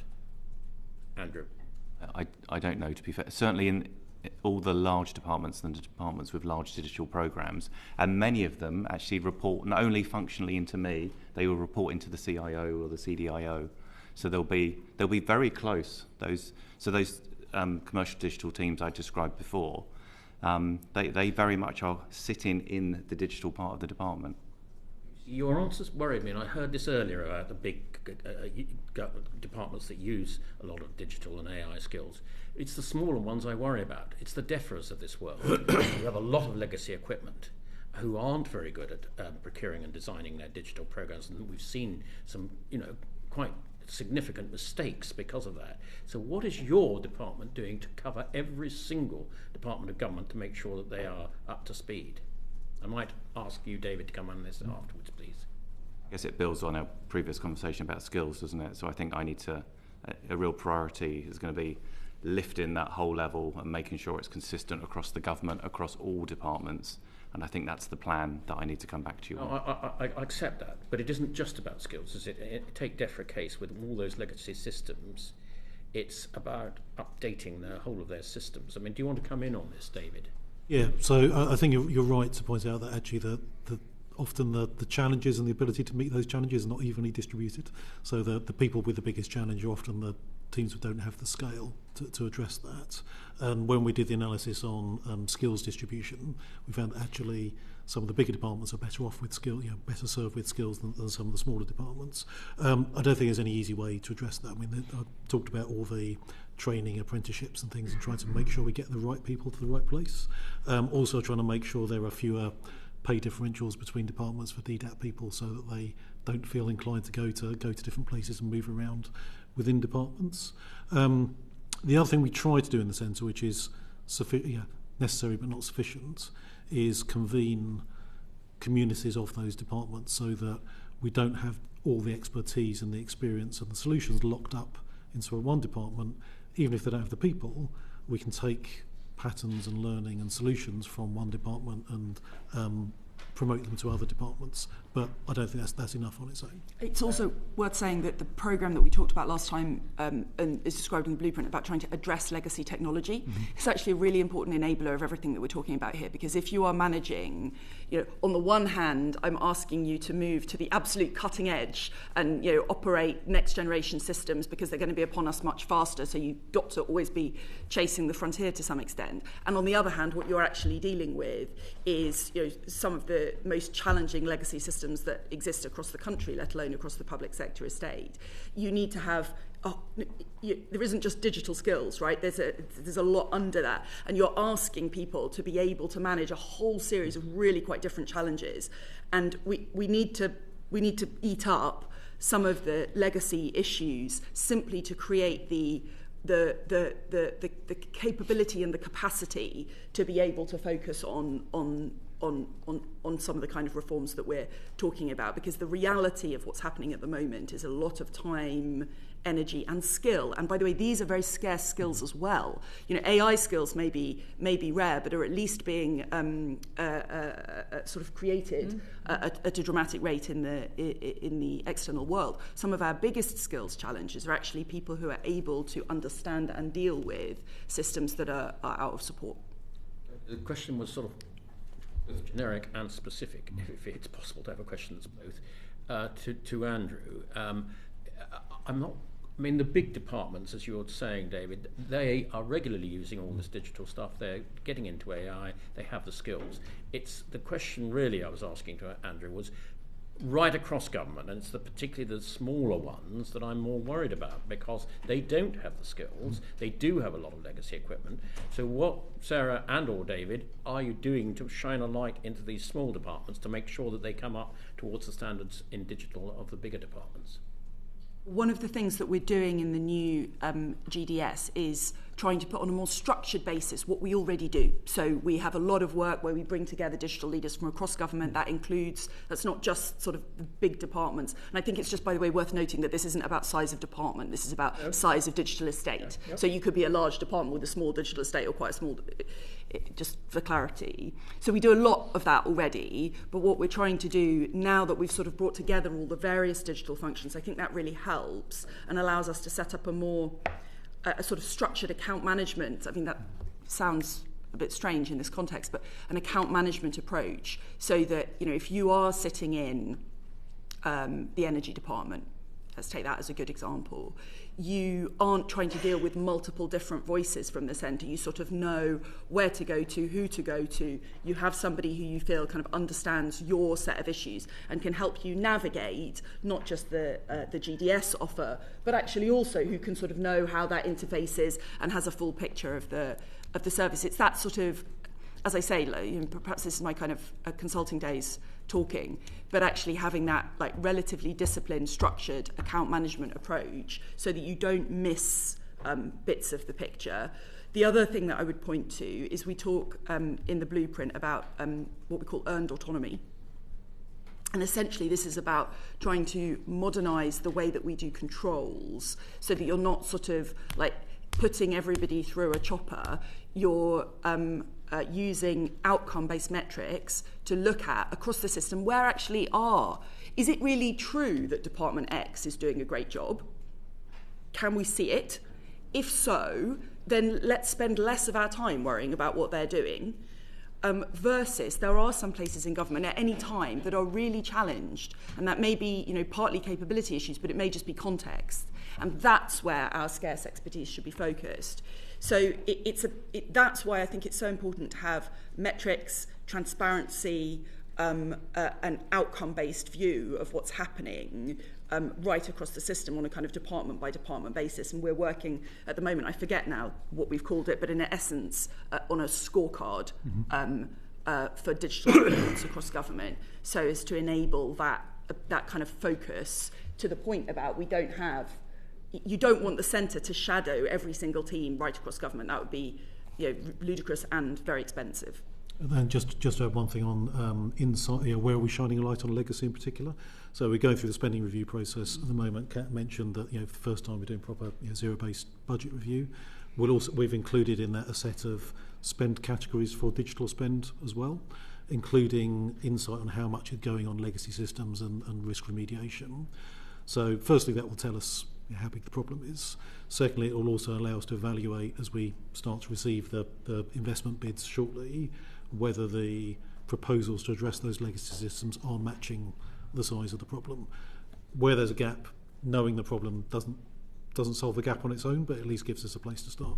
So the departments make the bids in the spending review for more money to get rid of legacy systems or buy cloud capacity, whatever it is. Who actually evaluates those bids? Is it you, David, on a technical basis to say, well, Department X needs this and it's so far behind, this is a reasonable bid? So this time round in this spending review, I'd say in each recent spending review since GDS came into being and CDDO came into being, the level of engagement in spending review process has been increasingly close. So this time round, we worked very closely with the Treasury to send out the guidance departments basically how they should structure their bids. And then, yes, within GDS, there is a team that will be evaluating and calling in the right technical and commercial expertise to evaluate, is the money going in the right place? Is it going to achieve the outcomes? And importantly, are there places where we're seeing 10 different departments all trying to do the same thing, where there's an opportunity to align them and make that investment once? This is perhaps an invidious question with your boss sitting next to you, but do you feel that you have the number of people and resources to be able to do what is quite a big task there? It's quite a big task. We've mobilised the team. You know, but to be honest, this is pretty much the job of the core part of GDS for the next few weeks, because we're right in the middle of this process at the moment. If we were doing that every single day, then we wouldn't be able to do anything else. We have enough people to do the job we need to do right now for the spending review. Very candid, thank you. Sarah Olney, please. Thank you, Chair. Kat Little, you were talking at the beginning of the session about the new Procurement Act, which has just come into force, and the difference that that's going to make. Can you expand slightly on how this is going to, or whether it is, going to make the improvement of digital procurement make it easier? So, Andrew and Clare are the experts, so I'll ask them to add to this. But the Procurement Act is about giving us much more flexibility than we've had before to tailor the way in which we buy in the simplest possible way. And it is meant to be able to allow us to work much more closely with SMEs in particular, because it gives greater flexibility for them to engage in our procurement processes. And so when we apply just those two basic things to how we procure technology, I think it is a really, really fundamental shift, because so much of what we want to do, particularly with AI and new technology, is being generated by quite small, medium-sized suppliers. We want to engage and learn from emerging technology. So I think that change in the Procurement Act will have a very, very direct impact on SMEs in our tech market in particular. But I also go back to this challenge of how do you design procurement processes which are not rigid and are a bit more flexible and bespoke to the different needs of our customers in the supply chain. The Procurement Act gives us the basis to do that. But Andrew and Clare have been involved for many years, longer than I have, in designing this. Yeah, I guess I think they're the two key things. It's flexibility. So, can I just intervene then slightly and just say, can you give me an example of what this greater flexibility is and how it will support, in particular, the digital procurement that we're talking about? So I guess we've talked a lot about a shift, haven't we, away from kind of legacy type of IT systems and how we think AI is going to change. So I think we are moving much more to a kind of small scale test and learn approach. How can small kind of apps and systems how can we apply them in different parts of business processing? So the flexibilities in the new Procurement Act is much more designed. So we've got a new procedure which essentially allows you to very much start with a blank sheet of paper and design for much kind of earlier engagement. Allows you to do small scale test and learn. Engagement with suppliers. Yeah, so part of it is much more transparency, so much earlier notice to the market. We've got a new digital platform that we talked about earlier that went live as well, so that gives the market much more information much earlier. So departments and contracting authorities across the public sector will have to give more information to the market. So what we're hoping for is that will generate much more transparency and exposure to the market. We'll know much more about those opportunities, because our fear is there's a lot of digital suppliers that find it too difficult to access government contracting. So these kind of flexibilities are about kind of smaller, quicker test and learn approaches that will allow you to kind of then at scale kind of deploy and operate. Whereas the current procedures, it's quite difficult to do that, because you need a clearer outcome in the contract and the way that you go to market. So we've given a lot more kind of flexibility in that. So we think it's specifically for these types of digital programs, it will absolutely be suitable for that. And as I said, and that with the type of supplier we're trying to encourage are the two big features, I guess.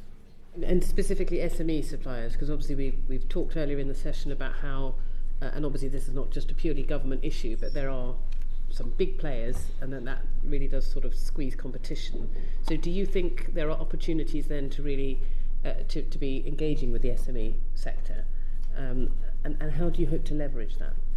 As part of the Act, there's also been a national procurement policy statement that came out accompanying it, and that set departments to set their own ambitious direct SME spend targets going forward. I know the departments are working on it at the moment. So we hope the combination of the two things, departments setting much more ambitious targets to contract directly with SMEs, not through the supply chain, through primes, but directly. Plus these new flexibilities will absolutely give that. Another little kind of technical feature is obviously a lot of government procurement goes through frameworks, which are let by Crown Commercial Service and other departments, which kind of set some price and conditions, and the public sector can call off against those. We're making them more kind of dynamic going forward. So I guess a criticism from SMEs will be, well, if I don't get onto your framework and it runs for 5 years, I've been blocked out of the market. So we're making them dynamic, and by that, I think the Act says they have to be reviewed every 2 years, I think. So there'll be the opportunity for suppliers to leave and join those frameworks. So they're all, a lot of the changes have been looked through an SME lens. And I think partly that's through recognition that this agenda we're talking through today will very much, there'll be a different type of supplier we want to be working with. Ms Gibbs, I think this is a question for you. You talked about playbooks earlier on.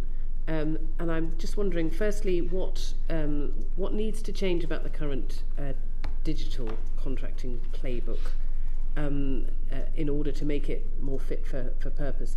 But secondly, again, the Procurement Act, what the changes that are coming in as a result of that, how is that going to change your playbook to hopefully get to some of the outcomes that Mr Forzani is talking about?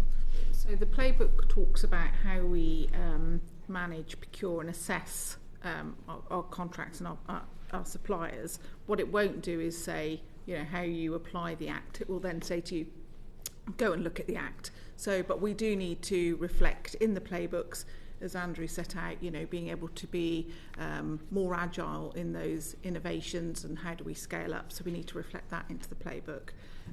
What I would say as well around the training on the Act, so we've put in place a knowledge drop. So this is pan-government. We've had 84,000 people review that knowledge drop already, and we've accredited over 16,500 commercial staff on the Act going forward. So, and we've got a programme there. So I think there's more we can do, but we want to make sure that as we update the digital playbook, it's done in conjunction with David, and we bring it into that centre of excellence and make sure that it's really fit for purpose, not just from a Procurement Act perspective, but also from where we want to move forward in the digital landscape. And Mr Knott, do you think is it the playbook?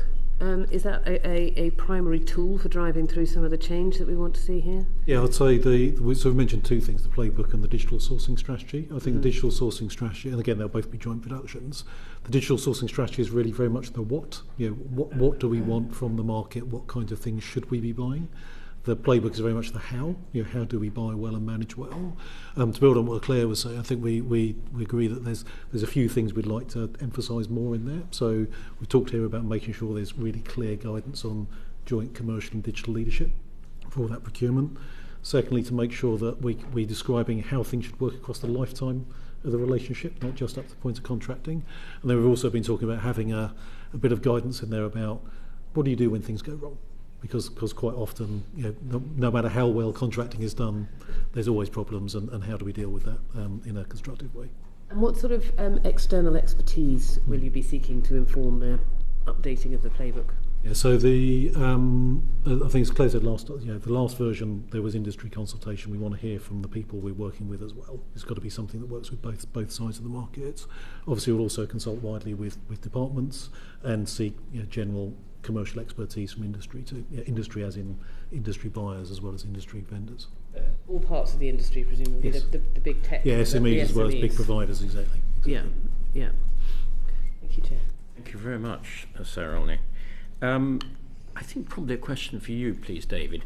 We've talked today all about procuring contracts. Mm-hmm. But what we haven't talked about is the follow-up after those contracts are awarded. Mm-hmm. And in your guidance, Managing Commercial Life Cycle, we identified a need for organisations to improve how they actively look at the quality of performance and delivery to supplement routine monitoring. Mm-hmm. What are you doing within CDDO or to actually encourage, I think probably what I'm saying is to encourage departments when they're procuring to do that, but actually even when they're procuring to make sure that so often we see the sort of bits that actually relate to that cut out of a contract on the basis of cost saving, but actually that's a short-term measure that shouldn't be allowed to exist.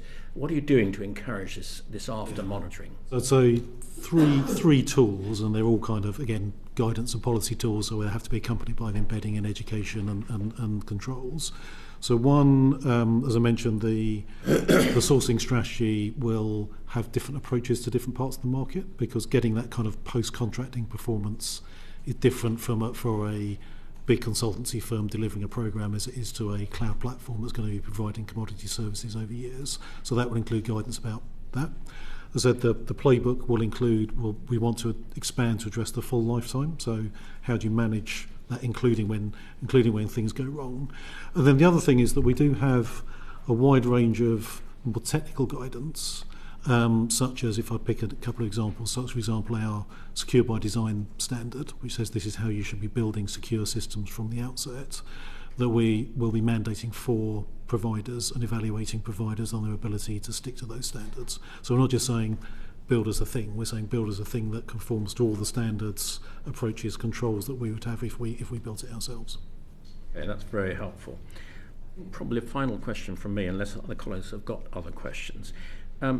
Both Permanent Secretaries Cat Little and Sarah Munby, can I take you to the really important question of the overall skills requirement within government, and that's admirably summed up in paragraph 2.21, which, to save you looking at it, it says, we've not seen evidence of central government undertaking a formal assessment of its digital procurement capacity needs. Over 28,000 people work in digital and data professional in government, around 5% of the civil service workforce in 2023. In an area important as digital procurement, it is essential that government has a clear view of the skills it needs, the gaps and actions required to fill them. Similarly, we've not seen evidence of government plan in relation to recruiting and retaining people with digital procurement skills. Can I ask both of you what you're doing to address that? So, two things. One, Sarah talked about earned autonomy earlier. We need to make sure that every single function has an assessment of capability in order for us to drive a different approach to controls and assurance. So we're currently looking at annual assessments by function to allow us to do that. The second thing that I'm working on and hoping to bring back for all departments is a much more classic departmental capability review. And I think we need to bring those back in order to understand what the landscape looks like. How long will that all take?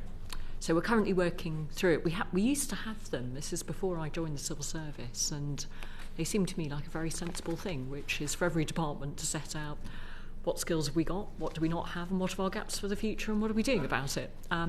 So I don't think it will take a long time to implement, but of course making it work effectively and then being able to do something about it, I think, is the much harder thing. So I certainly intend to bring those back in short order. So actually doing the assessment, are you able to put any sort of timetable on that? I agree with you, the follow-up is much more difficult, the implementation. We're currently working it through with colleagues across government, because of course it's very easy for the centre to say, go and assess your capability. You need to ensure that the people assessing your capability are the right people and you've got the right standards. So all functions have standards, but we need to make sure we're doing this in the right way and we know what the follow-up is. So I'm very happy to write to you once we have a fully developed plan, but that is certainly the plan. Sarah Munby, do you have anything to add? The only thing I would add, just because it hasn't come up in this conversation, is another thing that we talk about in the blueprint is, in some cases, we are procuring when we shouldn't be. We know we haven't too few digital professionals in government, partly because we have too many contractors in some spaces. And it's just worth noting that part of our strategy isn't just about displacing civil servants who aren't digital professionals with those who are. It's also about, in some cases, displacing external activity with better value and more embedded long-term expertise in the service. I just thought that it's a side point to what we've been discussing here, but it is relevant because it's harder to buy badly something that you are now able to deliver and learn from in-house over time. My guess is that number is not going to be sufficient. You're going to need to be, government as a whole is going to be needing to recruit a lot more digital and AI specialists. And I'm just wondering how we're going to do that, right from encouraging people in education to consider careers in those areas, to apprenticeships, to universities, actually getting the pipeline into government of future skills. Yes, well, I mean, as you rightly say, there's a huge skills agenda, much more broadly, not, I think it would be wrong to say it's sort of for the purpose of fueling government, right? It's for the purpose of fueling the transformation of the economy and the industrial strategy. There's an enormous amount to be done there, probably, a whole nother discussion, not least with DFE. Inside government, though, the work that we've talked about on Tech Track, the work that we're doing on the digital pay framework, the work that I talked about last time about making sure that digital professionals are at the table and feel that they have a satisfying contribution to make and are heard, all of that is about attracting more digital professionals into government, because, as you say, the numbers that we need to reach are relatively eye-watering, actually. The numbers, kind of 5.5 today, something like that, and the decimal point might be wrong. And what we talk about in the State of the State is that the sort of numbers that we need to be getting to over time will be 10 and 15 in terms of percentages. There is a huge amount to be done, both to attract new people into the service, but also critically, of course, to build the skills of the people that we already have. Sorry, I was just going to say, I don't think we should ever underestimate how challenging that is when every single other part of the economy is doing exactly the same thing. So we're lucky that we're in government. We can sort of influence the outreach, the skills agenda through our colleagues in DFE. But when it comes to pay, attractiveness of what we're doing, that real sense of public service to draw people into government, like that is a massive challenge for us. And we will jointly sell coming into government as much as we can. Also the interaction with the private sector, people coming in and out of the private sector into the public sector and maybe out again. Much more porous. What I was looking for. Thank you. In your note to us, I'm really keen on setting this sort of structure to bring about a sea change within government, within departments. How are you going to embed from the permanent secretaries downwards digital skills and actually more senior people within every department with digital skills, so that how this whole digital aspect is going to be inculcated in every department, every area of government. And I just feel that we're not doing that quick enough to meet the pace of change that government is going to be needing to make. Well, I'm very happy to set out everything that we've got in train and also the challenges, because I want to be really straight with you. This is a joint agenda for us, and it's an absolute priority. But as I said, we can put in place the very best recruitment, the training. Like, there are some things outside of our control, but in terms of culture importance, I'm very happy to set that out for you. If the culture starts at the top, if it starts at the top of every department, it'll hopefully percolate down quite quickly. Can I thank you all very much indeed? It's been a very interesting session today. We will the uncorrected evidence will be published shortly. We will then produce a report with recommendations. So thank you. I think this has been a really useful session.